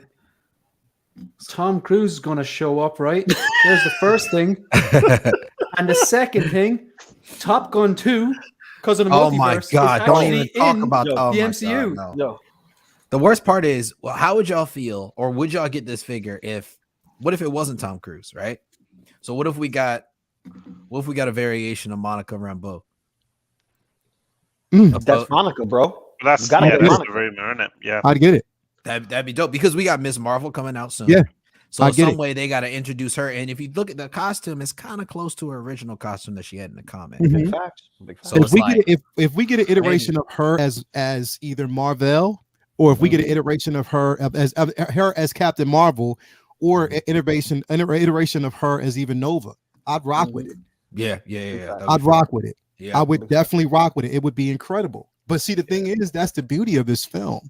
We're going to get, I'm telling you, we're going to get another Wanda, and I'm getting it. I'm just letting you know that right now. Oh, yeah. We're going to get another Wanda suit. We'll end up getting 2 or 3 probably, the way it's looking. We're going to get 2 or 3 iterations, and I'm going to get it. We're going to get a couple iterations of Strange, and I'm going to actually get that. It's who else we're going to actually see. Yeah. Who are we going to actually see on the Illuminati? We're going to get a live action version of Captain Carter. I'm telling you, that's going to work. That's just the way it's going to be. So you have to be ready for these things. It's just all about, how they're going to introduce it. Because I'm telling you, the floodgates is going to open, bro. Yeah, brother. I was like, that Killmonger, he's coming back, right? Like bro. Yeah, like, and it's going to be a lot of people when they hear that reissue, they're going to be like, no. But it's not the one we think. It's not the one it's going to be a different one. But I don't know how they're going to switch it up. So we're going to see. Yeah, because here's the thing. What If is going to tie in to what we currently have now. It's already tied in. But when we physically see Captain Carter in a physical form, in the same ceiling light as everybody else, that's when we was like, oh, snap. We're going to have to, double down and backtrack and get that Peggy. So that way we could put that head sculpt on her. Yeah, I have to take a cold shower when that happens, I think. Yeah. Yo, I got some ice for you. You want some ice? Do you know what I want from the Doctor Strange film? I want a 1/6 scale Rintra. The green bull yeah. Just because how that's so different. We get people all the time. We get people, and I'd love to see that sculpt of the bull and how they kind of make the hair and stuff. So they're gonna give us a Gilgamesh. They got to give us that. So exactly. There's one person out there who wants Gilgamesh, and I'm the one person who wants. Oh, there you go. You're gonna have both. I'm gonna get Gilgamesh. Because I spoke to my wife, and I'm gonna make her watch. Look at there he is. And you just did the. Yeah, no. He had to. This right here is what I do. Monster, bro. It's so monster. Listen. If I could go backtrack Killmonger right now, man, I would. You know why? That black and gold is how I got introduced to Black Panther. I got introduced to Black Panther through the Marvel Legends. Bro, he had the black cape with the gold claws hanging out from the cape. Yeah. And then he had the gold claws on his claws, bro. And then he had the gold kind of like ceremonial belt on him. Dude, that was my Black Panther. Gold eyes and all. And we get it. Keep talking. Yeah, go ahead. Flex on him. Yeah. You missing one more. I'm missing one more. Baby. Come on. So basically that's my Black Panther. I came late to the game, so I got to pay a price. You know what I mean? Yeah, but man. That's either pay the price to buy it or not get it at all. You get what I'm saying? So I'm hoping for a reissue or something like that, or maybe I could just go to one of y'all cribs and borrow it for a weekend and just bring it back and take some cool photos. And I said borrow. I didn't say take. Borrow. Oh no, you good. Well, Lou, I reckon if you hold off, right? I reckon my whole theory is that the next end game is not Avengers, it's Secret Wars. And we are going to get a battle world. Yeah. We are going to get a battle world, and we are going to get 4 versions of every single character. So I think if you hold off, we potentially will get multiple Black Panthers again. And you don't obviously have to kind of show him without his mask on and stuff, so it can technically still be Chadwick there, you know. And I mean, I'm just salivating at the prospect. I know, bro. You got me going too, brother. This is what happens. This is what we talking about. We start talking about films and then immediately start thinking about what's gonna happen. Yep. That's crazy. So like when it comes down to like the whole What If series, you know what I really want from the What If series, and they better do it since we get in that Infinity Ultron. I want the Infinity Killmonger with the Ultron armor. Mm-hmm. I want that's coming, isn't it? Oh no, the Killmonger. You want the Ultron armor version. I want that Ultron. Yeah. Oh my God, bro, come on. And I'm just here wanting Howard the Duck. Like, give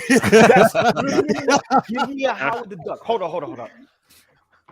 Howard Chan, if you're listening, bro, anyone who working at Hot Toys right now, give us a 1/6 scale Howard the Duck with his cigarettes, his martini glass, a nice little pistol, a fedora, and then if you want to get a little extra spicy, throw in the dog with the freaking bubble head dome for space. I want that too. You know, bring that over. Cosmo. Thank you. What I want in the MCU. Okay, so this is my play on it, right? I want Superior. I want basically the Superior Spider-Man, bro. Yes. That's what I want. I want Ock. I want an iteration or a multiversal iteration of Superior Spider-Man. Literally. That right there sets the stage for so many different opportunities, bro. I would love it. I would love to see something like that. That would be have incredible. Dan Slott consult on that film as well. Like, That's why that Spider-Man that's coming out, that new Spider-Man that's coming out, that's the reason why I want that one. Like, if you look at the Iron Spider suit for Infinity War, that one is a homage to Ben Reilly. If you look at the suit closely, it's a homage to Ben Reilly. Mm-hmm. But if you look at the one for No Way Home, it's an homage to Superior Spider-Man because he has the forearms. He has red and black as his costume of choice. Mm-hmm. That there. Ben Reilly suit though. Because remember, like the Ben Reilly Super 4 was a Ben Reilly suit. I mean, after it was Peter, then we did get the clone versions of Peter in different iterations of that suit. You know what I mean? So there's so many ways that they can actually go with this right now, man. Like, Feige already know, man. And here's but that's the thing, bro. He's 10 years ahead of us right now. We over here thinking about. It's the trust we have in him, bro. It's the trust that we have that he can pull this off. You know what I mean? It's that level of trust that we have in Feige that he can come along and give us something, you know. And I want to have that same trust with DC. I do. Because I think that they deserve it. Because if one wins, the other one has to win, bro. And I think, come on, man, like you don't do Superman the way he's been done, bro. You don't. You know who I would give the keys to the DC kingdom? Who? James Gunn.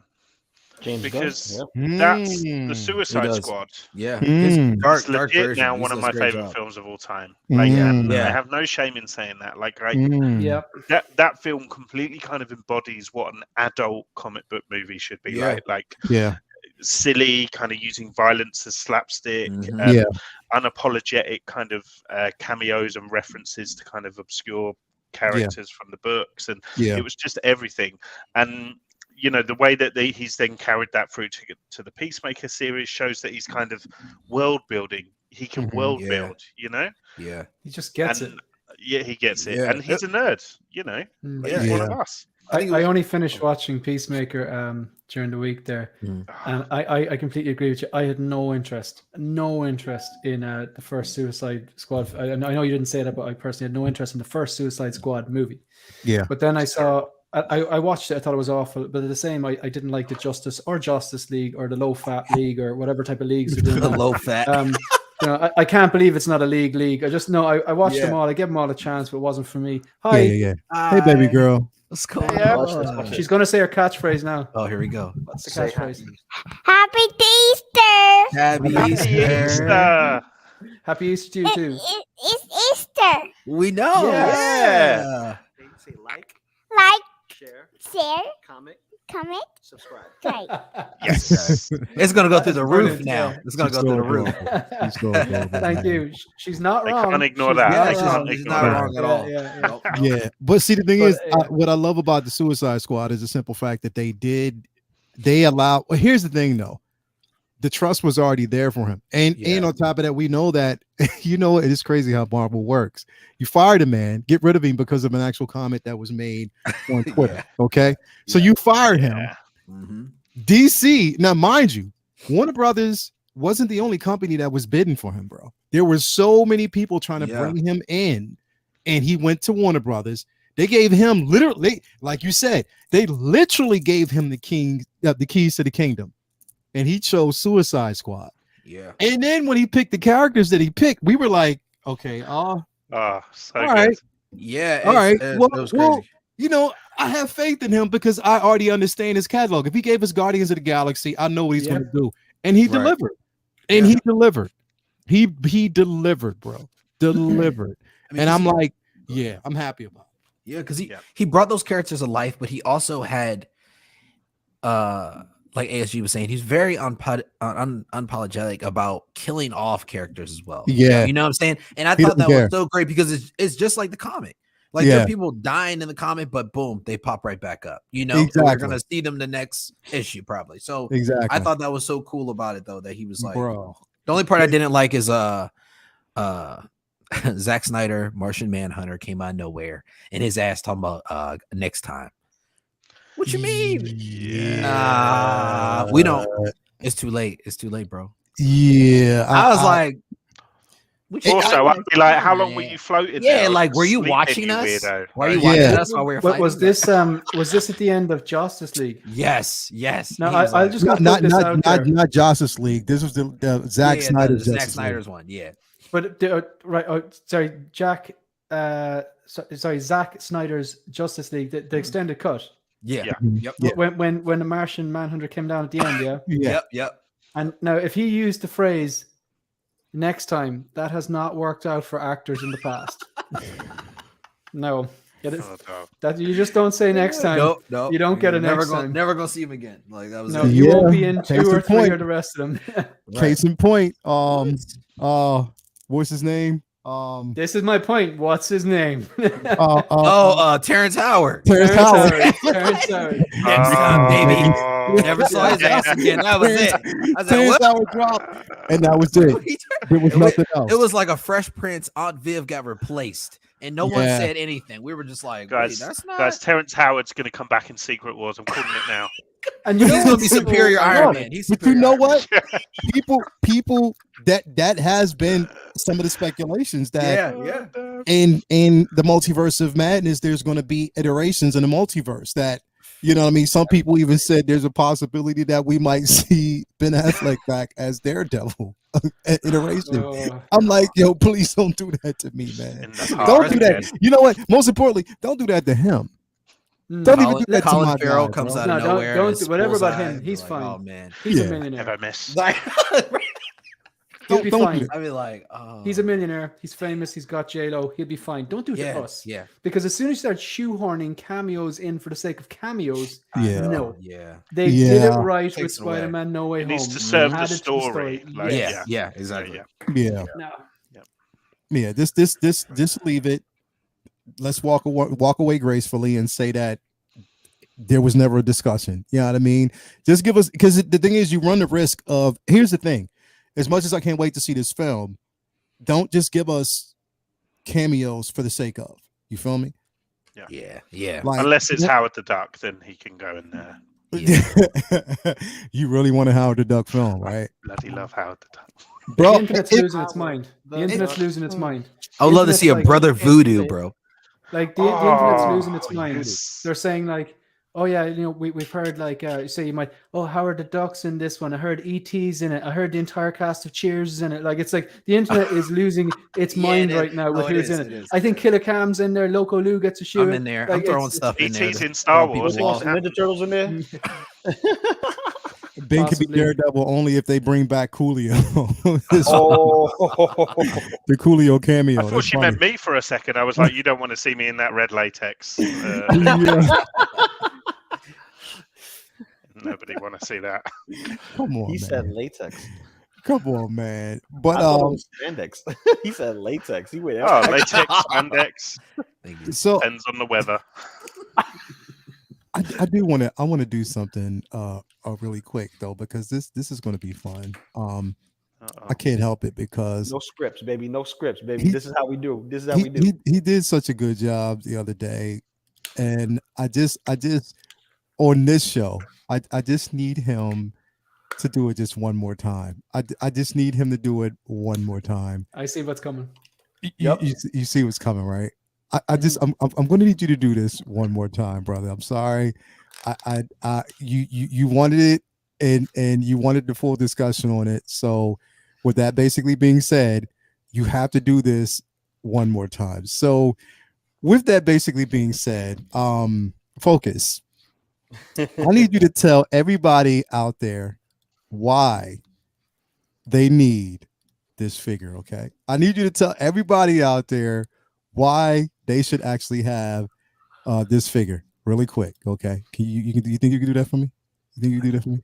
Tell everybody why they should have this figure and why is it important? What is the selling points of this figure and why you think they should have it?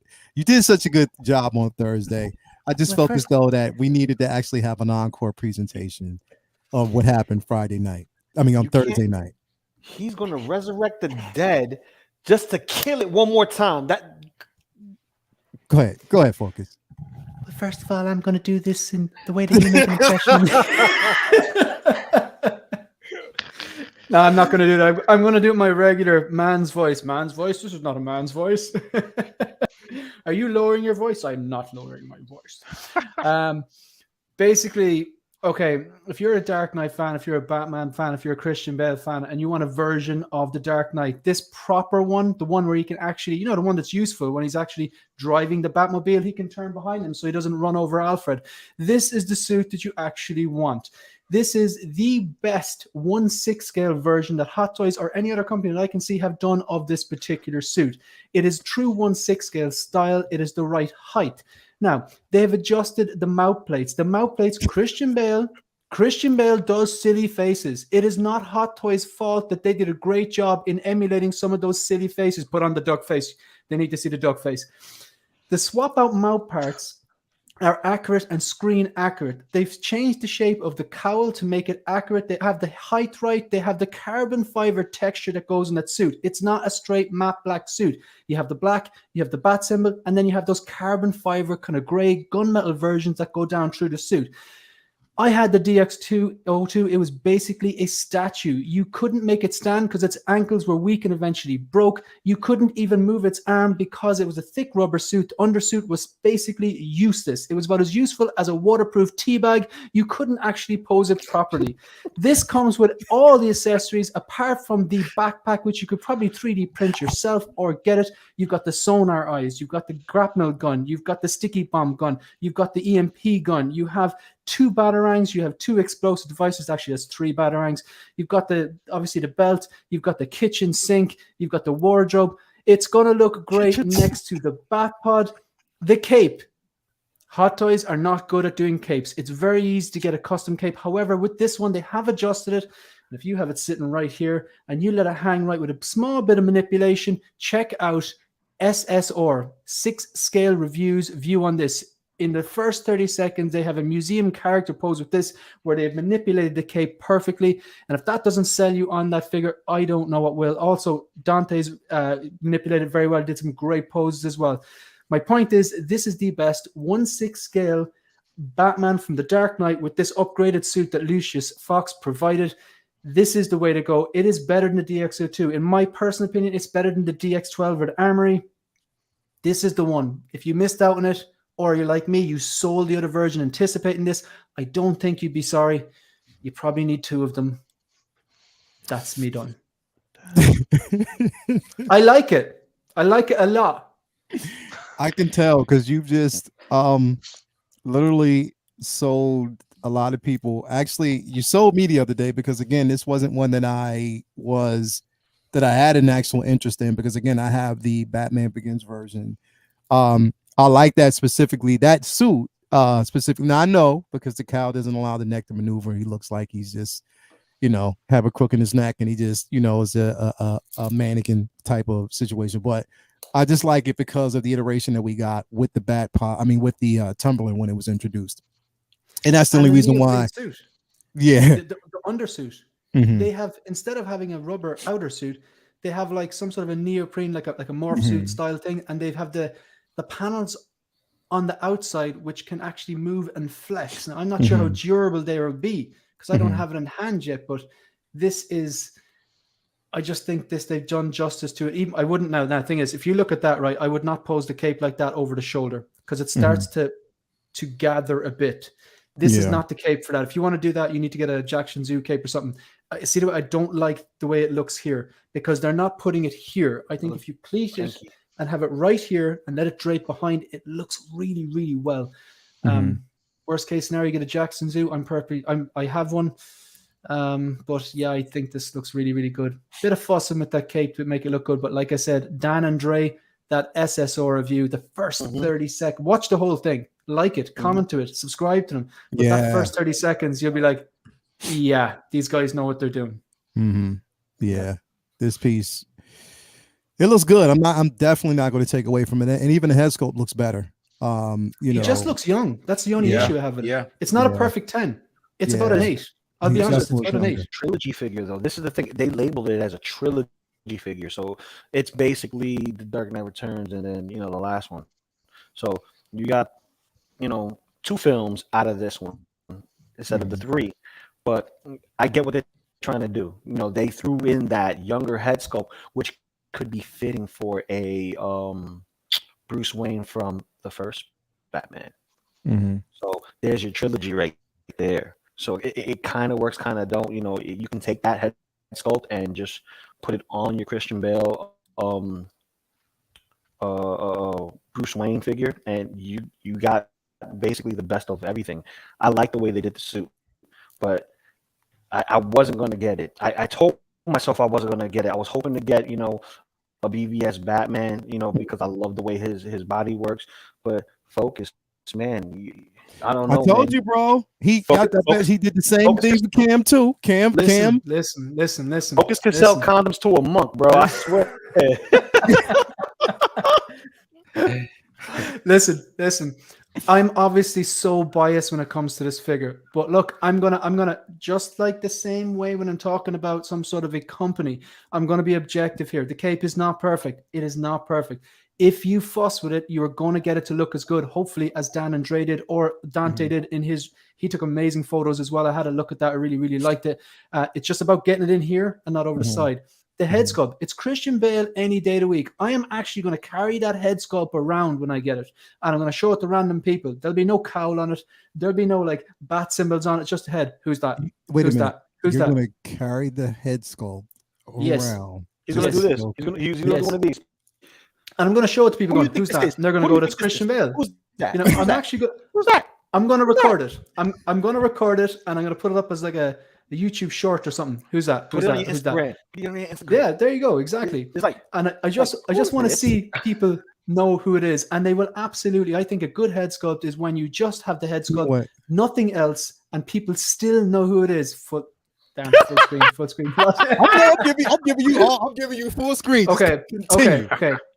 The sign of a good head sculpt is when you take the head sculpt itself that doesn't have any markings or comics or doesn't have any like cowls or makeup on, and you can show that to someone random who's not into comic books, not into science fiction, not into Marvel, DC, and hold up and go, who that? And they go, oh, that's Christian Bale, or that's your man from the Batman. You know you have a good head sculpt. That's exactly what I'm going to do. I'm going to record that. I'm going to put it up. And I'll even put it up if I get the response that I don't think they're going to say. Maybe they don't think it's Christian Bale. I think it's very good, but it's just not, it's not a 10. It's not a 10. They should have wrinkled it up just a little bit. That would make it a 10. I'm done. I'm finished. I'm gone. Cam, I'm putting you up here live screen, bro. Are you getting this figure now after you heard Focus? So Yes, and not just focus as well, though. I will say this because I went ahead and, of course, got the in art Joker, right? So my wife was like, maybe you just need a Batman too. So I was like, maybe I do. Like, maybe, maybe I do. Thank you for that. Yeah. But I told her, I was like, you realize you just opened up like a floodgate, right? Like, so here's the thing. Toya hasn't said anything about this yet. So I'm kind of in the clear. I'm still going to get it, but she hasn't told me not to. I mean, she hasn't said anything about it. Here's the reason why. Because she's not a fan of Christian Bale's interpretation. And the one thing that checked her out of it was the voice. Oh, yeah. She is a fan. I'm not wearing hockey pants. She's a super duper Jack Nicholson. I mean, she's a Jack fan, but she's also a Michael Keaton fan. Okay. So that's basically, but even Michael Keaton will tell you that he wasn't the best iteration of Batman. He'll tell you himself that he didn't embody it, and that's why he checked out after the second film. You know what I mean? Yeah. So I think here's the thing, because we've gotten so many different iterations. It's, a lot of people are going to stick with the Nolan verse because we got a good storyline out of it. Yeah. Definitely a good storyline out of it. I'm not definitely, I mean, come on, man, like Begins, Rises, you know what I mean? All of them basically for me have, I mean, come on, man. I mean, Heath Ledger, that says enough. But you know what I mean? I even like Bane. I even love Bane's interpretation. I did. I'm not going to say I didn't. I love Bane. I love Bane's interpretation. But I have my feelings on Selena Kyle slightly. I thought that there could have been a better choice, but then again, they didn't give her enough of a role to really prove herself. No, you know what I mean? We only got to see it one time. But with this in that Bat Pod, bro. No, that Bat Pod looks really good. Like that last pose you had on there, I was like, yo, that's it. That's it right like this. Look at that, bro. Look at that. It's crazy. Like, look at it. He's not even on it. He's just next to it. I know. Yeah, I know. Like, yes, baby. Yes, baby. Later. That's, oh my goodness. Like, yeah. And you focus. I know focus. And then he's focus left. Extremely quiet. That I don't need the admiration or love. All right, I had to do my job. He's like, I don't need. Only get one shot twice. I don't need any. He's gonna hear me when he comes back. He's gonna be like, damn, you doing it again. But nah, I mean, it's safe to say that a lot of us, are going to get our hands on. And here's the thing, though, it's not something that I'm jumping on right away. I haven't pre-ordered it. Once I get a chance to get it, I'll get it. You know what I mean? That's just the way I see it. I'll definitely get my hands on this piece and get it. It's just not something that I'm jumping on immediately. What? I'm going to get it. I'm going to get it. I'm going to make sure that I basically get it. It's just, for me, a lot of other things take up priority right now when it comes to like my figure collecting and what I actually have coming and what I need first. And on top of that, I got to keep in mind that I already have the I got the Tumbler on order. I have, the Batman Begins version. You know what I mean? I have that one. There's a lot. There's a lot filtering down the pipeline that that they're doing. But again, I like that we have it. So let me ask you a question, and then we're going to close it out with this question. Now, hold on real quick before I ask you this question. I'll ask you this question and I'll move on to the next topic real quick, and then we'll close it out. When is enough when it comes to the Nolanverse? When is enough? When do you think that we will get overly saturated with these figures to the point where we'll say, yo, I'm done. I'm just checked out. Like, it's just way too much. There's too much focus on it. There's never too much focus. There's never too much focus. Do you know what you sound like, Leo? You sound like a leprechaun, and I didn't mean to, bro. I did not mean to. Wow, stereotype. That's it. Unbelievable. Listen, English guy standing up for me, man. You know, Exactly. I'll tell you what. I did not mean that, man, because I was listening to my own voice. I was like, he doesn't really sound like that. What the fuck am I doing, man? You know what it is? You know what it is? Like that, bro. You know what I find is so funny? What? It reminds me of like Michael Jackson's tone in the "You Are Not Alone." The "You Are Not," you know when he sings "You Are Not Alone." Yeah. I can't do it. That's what's so funny about it, Bro. You know what? Because Anthony from Figure Focus, the same thing. But see, because he's done it. We call him Shimon. That's his new name. We don't call him Anthony. We call him Shimon. But same thing. It's just you know what? It's my go-to, bro. It is. It's my go-to. You know what? I'm gonna perfect it. Watch next show that we have. It's gonna be perfected to the point where you're not even gonna think Focus is talking. You're gonna think it was me the entire time. In fairness, I started it. I started it because I did an impression of you because you always come to me on the panel, and when you know it's a Marvel TV show figure, you know I'm not going to get it. So you say, "Yo, Focus." Yo. Yeah. You getting this? And I'm like, why does he sound like a cowboy? And then he says, then he said, it's Leo's catchphrase is not a meme. You've noticed that it's his catchphrase. Yeah. I want a shirt that says not a meme. Yeah. Tanya, you got to think about merch, man. Yeah. See, but that's Lou's fault because sometimes he has a tendency to bring it out of folk because you know that, yeah. It happens, bro. It happens. Like it My fault. Yeah, it is your fault, bro. For what? Listen, what's popping, people? This is me, man. It's the slogan. There you go. There you go. There Now. you go. That's what I'm saying. There you go. Pops, people. It's just like wind him up and let him go, and this is basically what happens, bro. Listen. Your microphone's popping, Luke. I'm popping. Yeah, you're popping a bit. I thought it was a trademark, man. I thought it was like a trademark. Braden said I have to say fook. He said fook instead of fuck. You'll have the accent. Fook.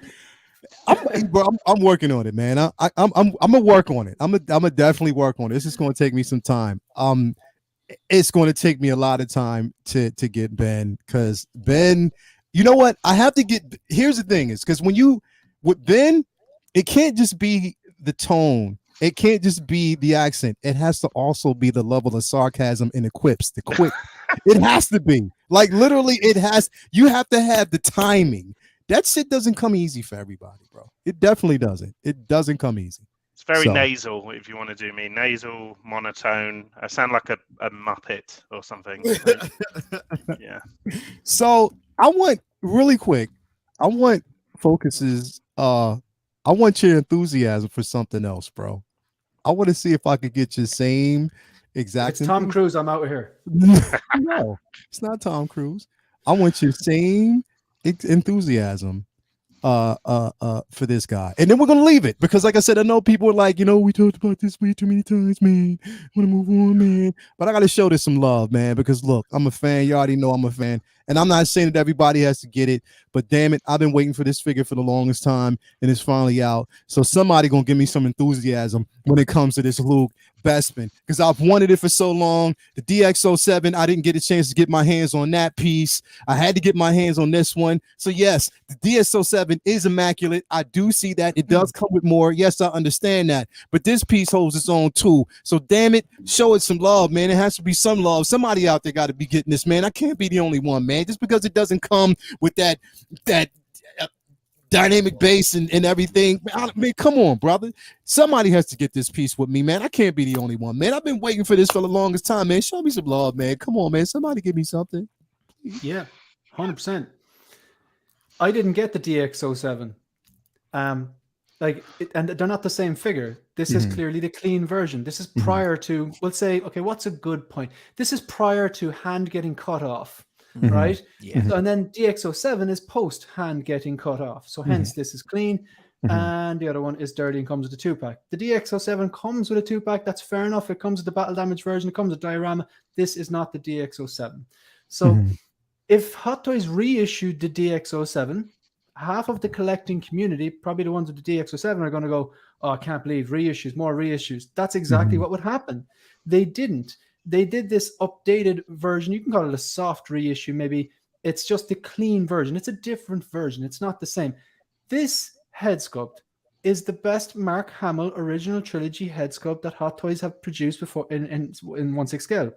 Like, I'm not counting the sequels because this is not original trilogy. This one here is original trilogy. I think this does look very well. It does look like Mark Hamill. I don't think it's a perfect 10. No, I definitely don't think it's a perfect 10. But when I compare this to the Endor or something like that, even I have Snowspeeder Luke on order, but the head sculpt on that isn't as good as this, but I don't mind because I'm going to be covering up the face with that helmet 99% of the time. So this is an original trilogy figure. We are crying out for them. They have delivered. People were crying out for this for ages. That one on the right, the hairpiece on the right there, the kind of more drier version, that looks like Mark Hamill. The outfit, the cut and sole and the tailoring looks great. The proportions look great. It is, yeah, it's a bit clean. He's been to the same dry cleaners that those Tusken Raiders from the Mandalorian go to. They get everything out. Sand, we got it. Oil, we got it. Banter fodder, we got it.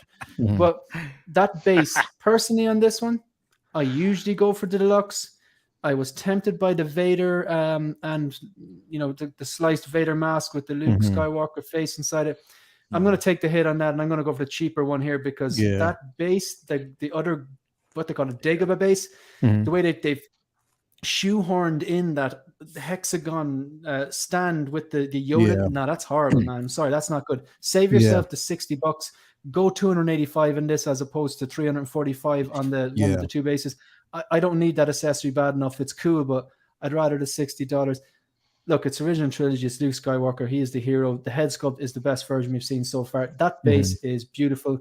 And I think a really simple pose with him standing on that base with the lightsaber hilt hanging around his base and the blaster. Yeah. Every day of the week. Yeah, I'm going to get this. I've got the Snowspeeder Luke on order. I'm getting this. Yeah. I'm probably going to get the Mandalorian one as well. This is, people wanted it and now it's here. But there's obviously some people who are not. It's here. It's basically here. And I've wanted it for so long. Here's the thing. I know that there is some pushback about the head sculpt, and people are like, you know what I mean? Like, they're not really feeling it. I've seen a lot of comments. I'm gonna tell you why I'm happy about this. And I'm happy that they're showing us this head sculpt because this isn't the finished product. It isn't. This isn't the finished product. This isn't basically the production photo. So if they're like this and people are complaining, and that means that it's time to get it right. They do have time to go back and get it right if they can. You know what I mean? So damn, I did say not. Shit. But anyway, like there you go. There you go. Like there's an opportunity. It's okay, buddy. It's okay. Don't worry. Happens to the best of us. Yeah, what it basically is. What it basically is. That's my layout. Basically. That's my layout. We all have our habits, guys. We all have our habits. Yeah. Listen, facts. I'm going to get this. I've been waiting, and for me, it just makes me feel like there's opportunity for a lot of other figures that we've actually seen in a graveyard, whether it's Star Wars, Marvel, DC. There's a possibility that we can actually get more of these figures. You know what I mean? Like, with Love and Thunder coming, can we finally actually get a Valkyrie? You know what I mean? You know what I mean? I'm gonna get a queen or King Valkyrie. It's King Valkyrie. King Valkyrie. Sorry, yeah. Are we finally going to get one of those? You know what I mean? So I'm hoping that we do. There's opportunity for us to really see something like that. And I'd be so happy if we did. You know what I mean? So damn, I can't help it, man. Come on, man, Shane. I can't help it, bro. That's just why is she King Valkyrie and not Queen Valkyrie? Because it's the signaling that they were doing early on that wasn't received well. Okay. And I don't want to get too into that. That's okay. All right. Never mind. Nope. Never mind. So it's okay. That's like once you put the 2 and 2 there, you're like, wait. When kids see these in Marvel Legends form and kids see these, they're like, "Mommy, Daddy, why she got King on the thing? Am I missing something?" Yeah. You get what I'm saying? So I'm just gonna leave that over there. Yeah. That can stay Sounds there. good. Is my mic still popping?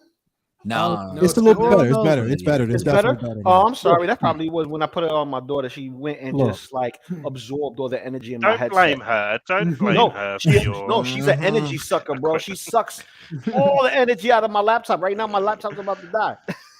Look, I don't have a problem. Here's my and then he thing. freezes. I know you're saying right. I have zero problem with narratives as long as the narrative serves the purpose of the film. You know what I mean? I'm not here to knock anybody when it comes to like their preference. Yeah. It's just that use the narrative well. And the thing is, whoever knows Tessa Thompson, and if you know her background, even her personal life, there's a lot that kind of goes into it. You know what I mean? Yeah.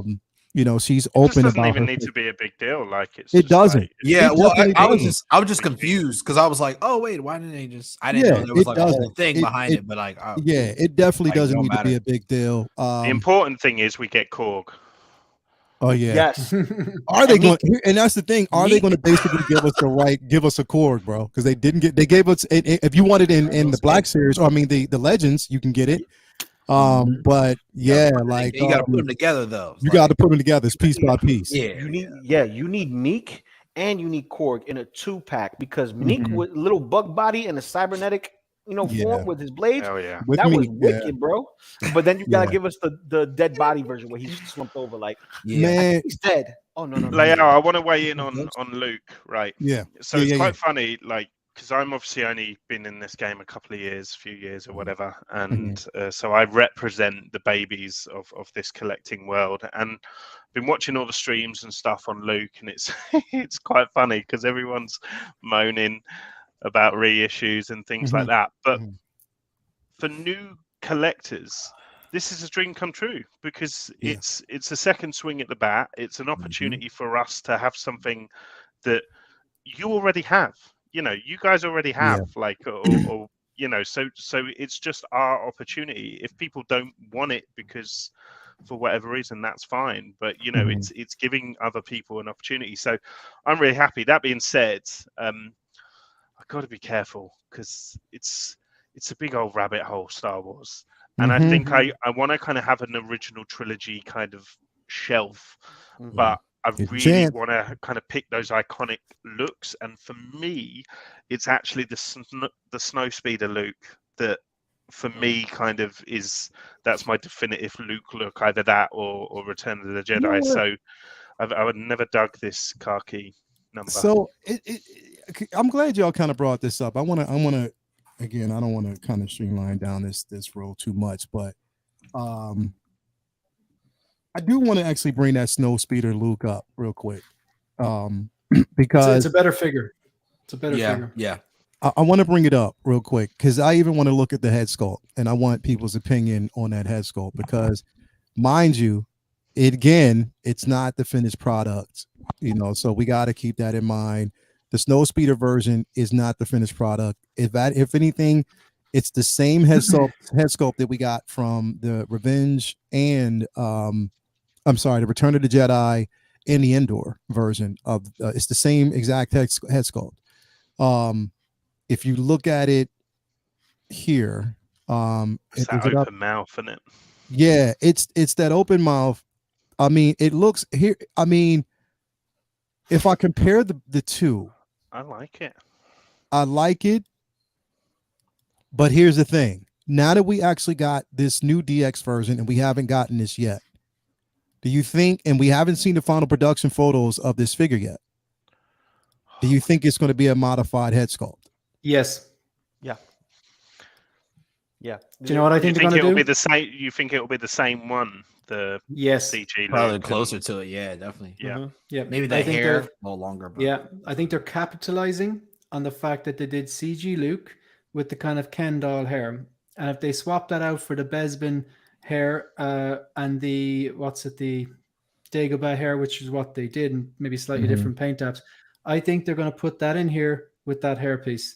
That's what I think, because this is if the DX the new Bespin Luke, if that's a 8 out of 10, just say if you're putting a number on it, this is probably a 6 out of 10. And I'm getting this figure, so I'm not being biased. I want it to be more, but I think it's only about a 6. But because that helmet is there, you're going to pop the helmet on him. a lot of time because you cannot display it without the helmet, whether he's wearing it or holding it. I still only think this is about a 6, but I do think, Ben, I do think that's what they're going to do. I think they're going to put the CGI face in here. I don't think we're going to see this head sculpt that's on the photos. Yeah. So it's going to definitely be an upgraded or updated head sculpt with this. And that's probably why they're promoting it now. But then again, it would be interesting to see how, I don't know, because I'm going back and forth and I'm looking at this version versus the DX version that's going to be coming. And I kind of like the newer head sculpt. You know what I mean? I do. I like the newer version. If that can be translated into this particular figure, I think it'd be a success. But again, I mean, it's just up in the air. I think it's up in the air for a lot of people and what they think. I mean, to each their own. I think it's going to be decent. I'm still definitely getting it. I'm getting both. Even though I have Sideshow, I know the Sideshow version of the Snowspeeder Luke is not popular, but I'm still going to get it. That's only because of the head. Like if the body's fine. Yeah, the body is definitely fine. Yeah, it definitely serves its purpose. And before we had this one, and there was any mention of this one, that was still, a popular go-to. And I'm glad I got it. Like I it still does what it needs to do. It's just that once we get the Snowspeeder Look, this version, I'm going to swap that one out for this one. You know what I mean? So, yeah, I don't know. We'll see, man. It's going to be exciting. Anyway, man, we've had an amazing day, an amazing discussion. And we were 2 hours in. Normally we don't go out. So, I mean, thanks everybody for actually coming through. Focus. I just hear it in my head now, man. I can't. I know I can't get it out. I can't get this shit out. I'm gonna link you. I'm gonna keep linking you the video to Michael Jackson. You know, I'm here with you. When I'm on holidays, I'm gonna be linking you that, man. I'm just gonna get like these all of a sudden links, bro. You know what? I wouldn't be surprised, bro. One of these days. You do like an entire live stream with the leather jacket on, like a curl wig. Oh my god! That's never going to happen. Bro, that'd be incredible. If you do that, I'll come as Bubbles. The chances of it happening were already small. Now they've got really small. If you do that, I'll bust a move. I'll start dressing up in Smooth Criminal gear and be like, hell yeah, bro. Man, thanks a lot, man. Thanks for everybody being on here, man. I've had a blast. Everybody out in the chat, thank you for being on board today. I have to say though, there won't be a take your position today. John is sick. He's not really feeling well, so my prayers go out to him, man. He's going to actually take a test to figure out whether or not he's hoping that it's not COVID, but my prayers is with him. I say, look, just take the weekend. It's Easter Sunday anyway. Yeah. So just take the day. I did reschedule in the chat. So everybody out there, if you're watching, there won't be a take your position this week. It's been moved to next Sunday. So it is still, we will have the same show. It'll just be next Sunday. So whatever we were intending on doing this Sunday, we're just going to do it next Sunday. So yeah, I just want to give him time to rest. No rush.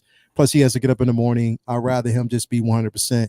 That'd be cool. And I just don't want to do the show without him. So yeah, we're going to move it to next Sunday, which is opportunity, to get more people in on it. Cause it's going to be a good show because it's going to be, we're calling it the, what is it? Is the photo? What did I say? Photo perfect. Hold on. Photo perfect. I'll tell you right now. I got you right. I got you right here, brother. Give me 1 second. Is it photo perfect or I forget what I named it? Photo. Hold on. Take your. Wait. There it goes. Upcoming videos. I think it's photo perfect. Photo perfect. Was it photo perfect? It is. Photo perfect pose. Yeah.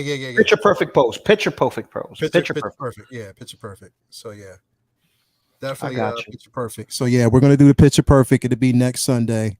Not this Sunday, next Sunday. So it should be a great one because we're going to actually pose up the figures.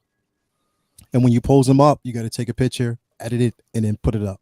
So it's just like that, which is going to be tough because then that probably open the floodgates for Flex Wars, figure Flex Wars. We're not doing that.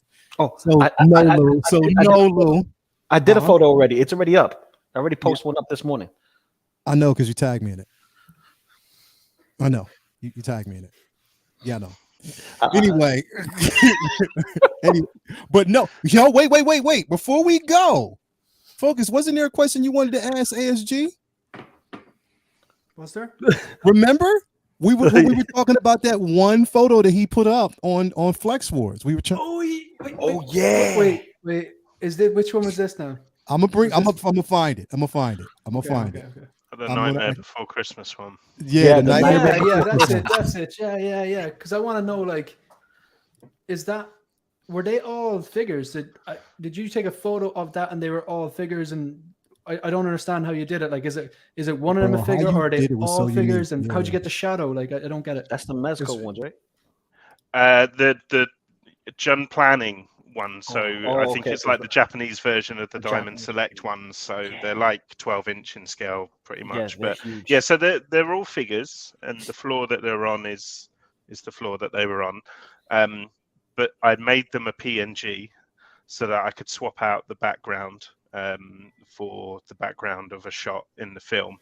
And then what I can do on this editing app that I've got is I can move shadows.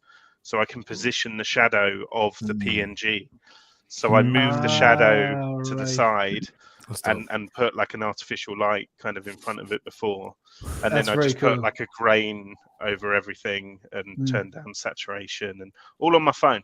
So did you take like pictures of the individual figures first, then convert them to PNGs? No, it's just one shot, and then I just kind of PNG the background away. Gotcha.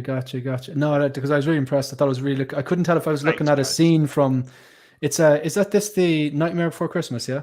Yeah. So I couldn't tell if I was watching a still of that because I haven't seen it in years, or was it a photo? It's just it's really impressive. It's the highest compliment. Thank you. Bro. I am merely an amateur amongst professionals. That's great. So wow.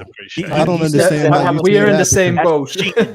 That's cheating. That's another level of cheating. Okay. But that, bro, we looked at it because we were like, on the show, we were like, yo, is this a picture? Like, is this something that you know what I mean? Was this like a still from the film? Or was this something?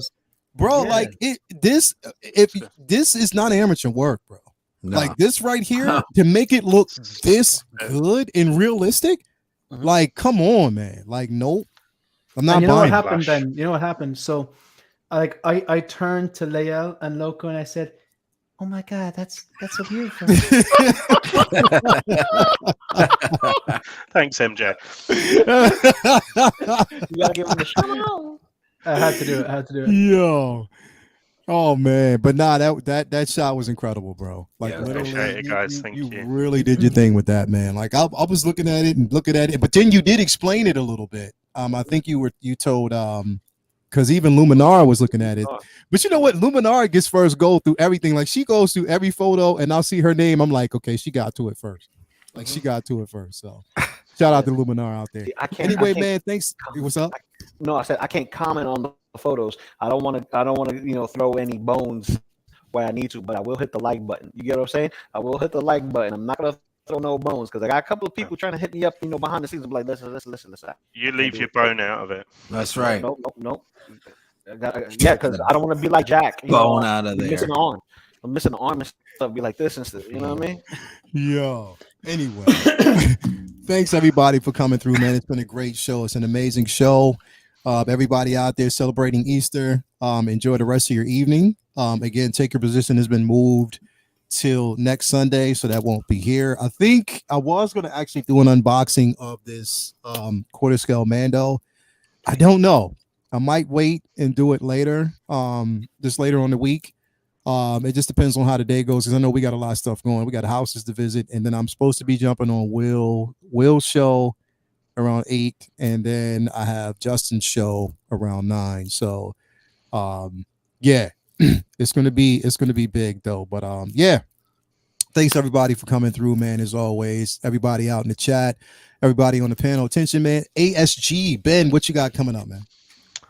So I've got my weekly Moon Knight episode reviews. That's every Thursday, 7:30 British time. So do join us either live or in the rewind. I'm going to do a video that I am titling. I should have thought about this. The hot toys that got away. So it's going to be my top 5 hot toys that are now unachievable for me as a new collector. That I'm. So I might open with like a black and white shot of me crying in the rain, singing Adele or something. But so that's going to go out, and then I hope to do a room tour as well, like a little collection update, because I think I'm kind of finally fairly content with the lights and the setup and stuff in here. So I'm going to do a little room tour. It's a very small room. It'll probably take about 3 minutes, but that will happen as well.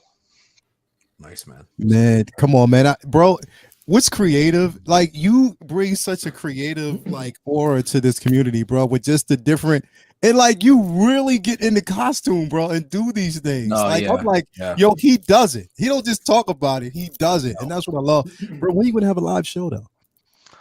The live shows are on a Thursday evening. Okay, so when Thursday evening, what time?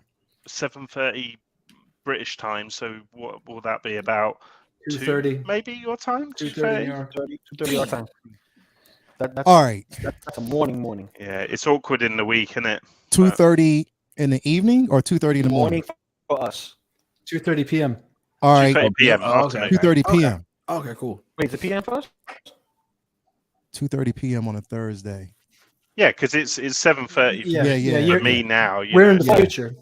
Oh, that's right. Okay. So future.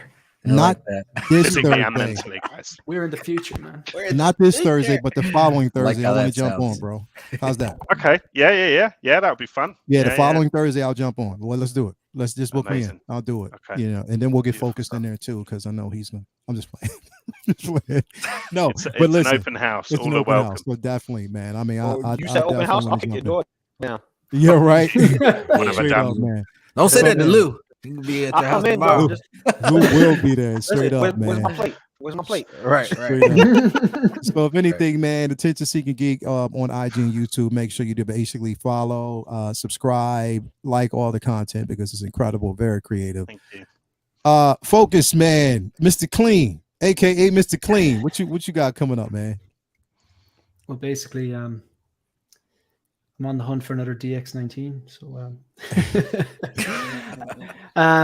yeah, look, this week's been pretty busy. It's been very enjoyable, very busy. But I'm on holidays. I'm flying out tomorrow. So the next live stream I'll be on is this time next week, back here for Collectors Lounge at 12 p.m. New York time or 5 p.m. Greenwich Mean Time. So that's the next live stream I will do. But until then, I won't be on live streams. However, what I did was I got up early a few mornings this week and I put together a load of content, and I have scheduled a video to go out every day this week from Monday to Sunday. So I'll just really, really quickly run through that. So coming up there, and I've timed them at certain times that I might actually be available to join in the premieres as well. So the Hot Toys War Machine Mark 1 reissue, got a pre-order preview coming up with that. That's Monday the 18th. Then on Tuesday the 19th, I'm going to give my thoughts on that Taskmaster figure from the Black Widow solo movie. Then on the 20th, I'm going to give my thoughts on the Mark 5 reissue that Lael and Cam are trying to get me to buy, that both get a shout out in that video. You're going to do it. But I'm bulletproof. I'm sorry, I'm bulletproof. You're going to do it. Mark 5. Mark 5. You're going to do it. You need it. Mark you need 5. it. You need the Mark 5. I'm getting the Mark 5. Anyway, so on Thursday, and the suit up. I've scheduled a video. It's the Hot Toys Scout Trooper. That's the Return of the Jedi one. Yeah, I haven't got a Scout Trooper. It's going to happen, so I'm torn whether I get that one or the Mandalorian one. I outlined my thoughts on that. Then on the 22nd, Miles Morales. That is on a Friday, the Hot Toys Miles Morales. And then on the Sunday, I've got a video, special video. It's the top 5 Hot Toys predictions. Okay. Again, I have zero insider information or source. I'm not even going to allude or pretend like I do. I don't.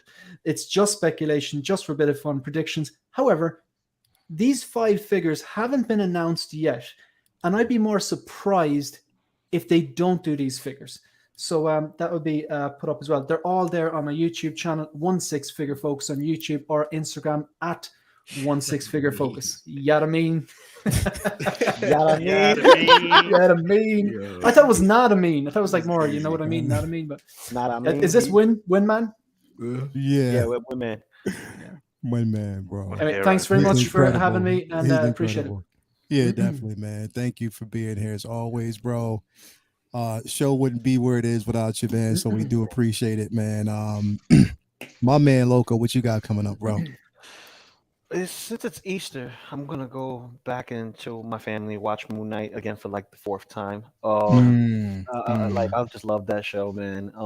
It just keeps you on the edge unless we have something else to watch. You know, just being with my family, and then geeking out later today, 6 o'clock. Let me see. Me and brother cousins, we had to move our hashtag Saturdays from last week Saturday to the next week, which is the following week coming up, because something happened in the communication. So we have to do it for next week. Then I could put up my reviews. I just finished filming the Punisher War Machine, so I just got to do some editing, and that's going to go up. And that's also going to be a part of something that I'm doing in the mix. I know I said I was going to put up panels, but life takes over, priority always. This is YouTube. This is not, I need time and, scheduling time for recording and then stuff like this. It's time consuming and it's time demanding. So, you gotta, fit in where you fit in. Me, I usually squeeze in.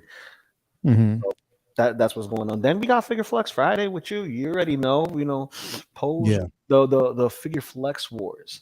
So make sure you hit the hashtag Figure Flex Wars, where me, Lael, and Manar are going to be getting the next 3 up. And you guys are throwing in fire. I've been watching, and it's going to be harder than it was last week.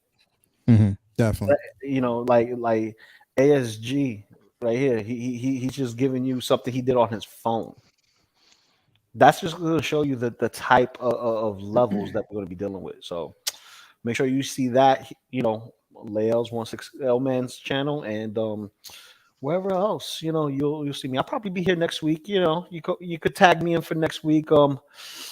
For Collectors Lounge. I love being with you guys, talking, shooting stuff, nothing scripted. Everything comes from, what we feel like, what we doing. Unscripted. And, that's how we do it. Unscripted, baby. The only thing that is a must is it's either beanies or well, what we're going to do this time? We're moving. So we're moving here. Put it this way: it's going to be polos. So that definitely polos. I'm gonna bring. So basically, for the springtime, I'm bringing polos and bucket hats for me. Or polos in Applejack doobies, whatever you want to do, man. But what's that? Applejacks? You know, for the Applejack cap, man. Come on, man. This is the Applejack. Do I got to put you on the Applejack, man?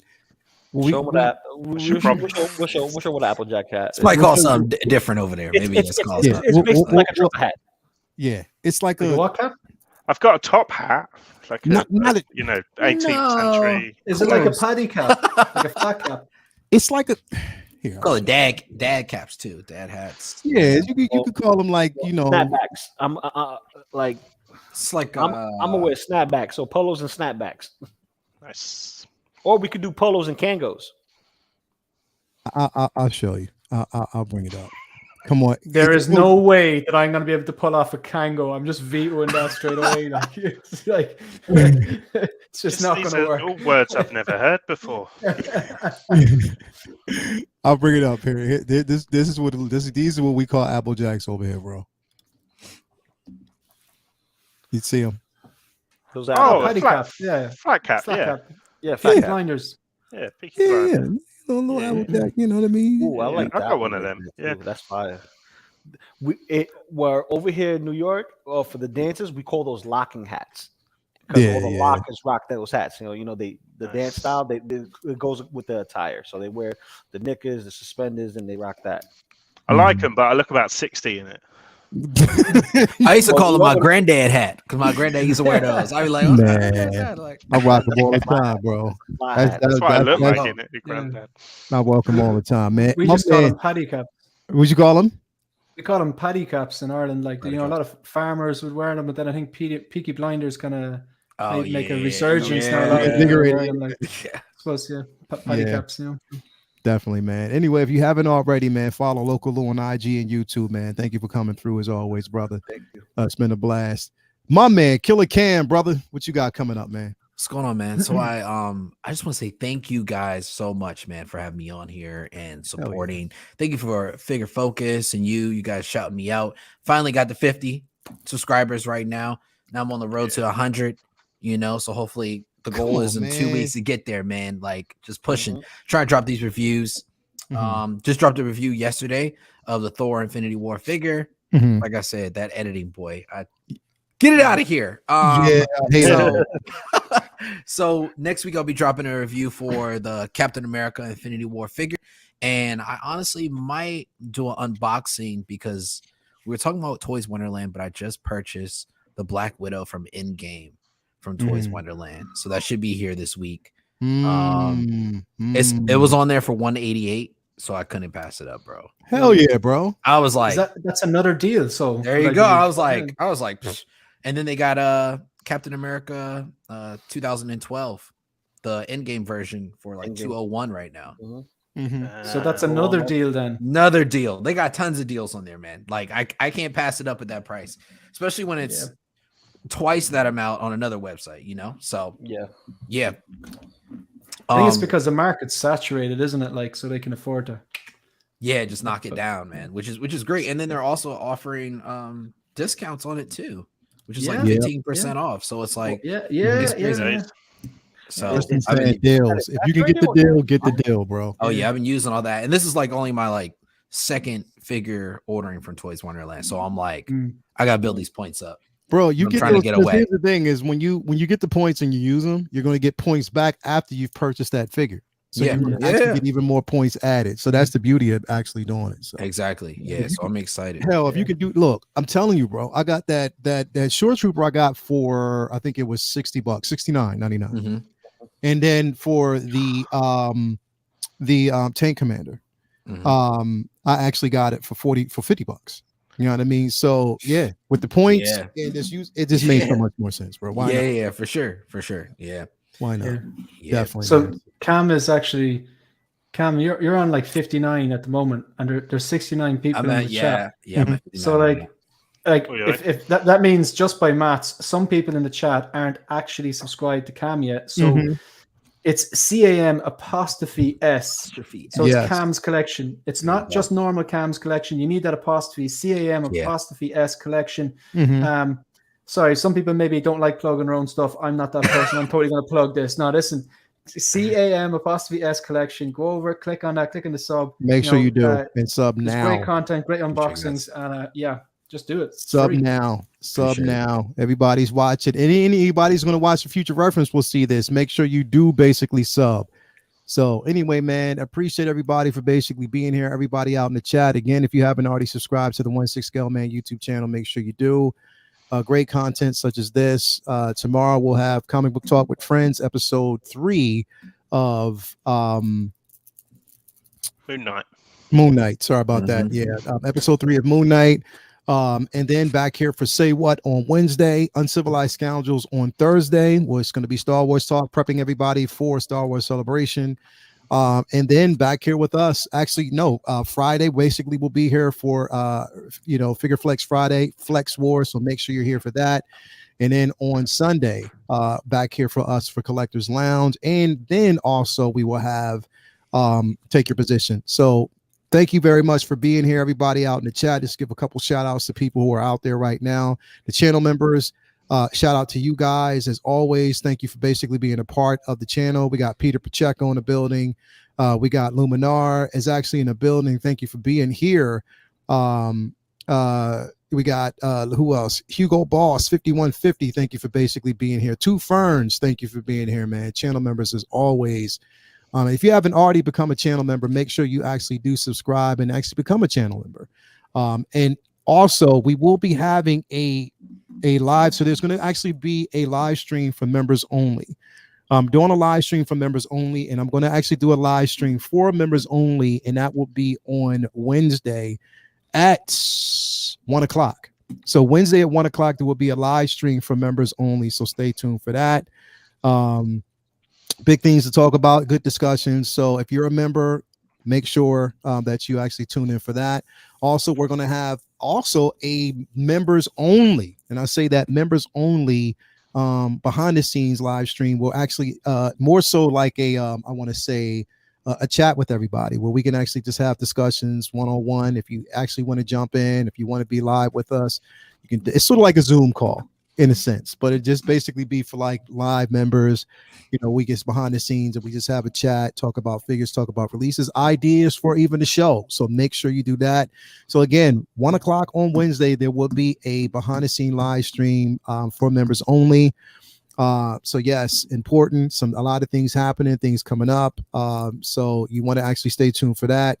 Again, everybody is here. We do thank you, Trimble Dust. 6 Scale Padawan, thank you for being here. 6 Scale Gallery, as always, thank you for being here. Sky Esteban, thank you for being here.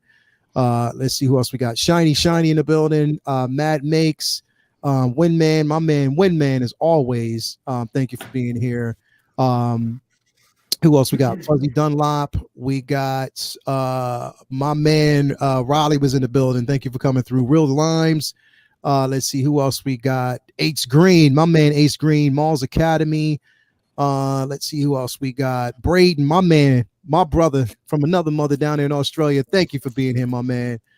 We got let's see who else. Zach Technicolor is in the building. Thank you for being here. Hugh, as always. Man, let's see who else we got. We got 1-6 Shooter in the building. Thank you for being here. Knights of Ren 789. My man, thank you for being here. Cuervo, thank you for being in the building, bro. And as always, everybody who's actually tuned in for the show and stuck with us from day one and has made this show what it is, man. We love y'all. Thank you for being here. Remember, it's Easter Sunday. Have a nice, relaxing dinner with the family. Don't eat too much. And if you need the cleaning bill, you know what? You can actually, if you need some cleaning at your home, Focus has a cleaning service. You could basically just send him the bill. He'll send his people over there, and he'll make sure that everything is spotless. So make sure. Michael Caine. Yes, Focus, aka Michael Caine. Definitely, man. Anyway, thanks everybody for being here. Till next week, we love y'all. Peace. We out. Wrong one. This one.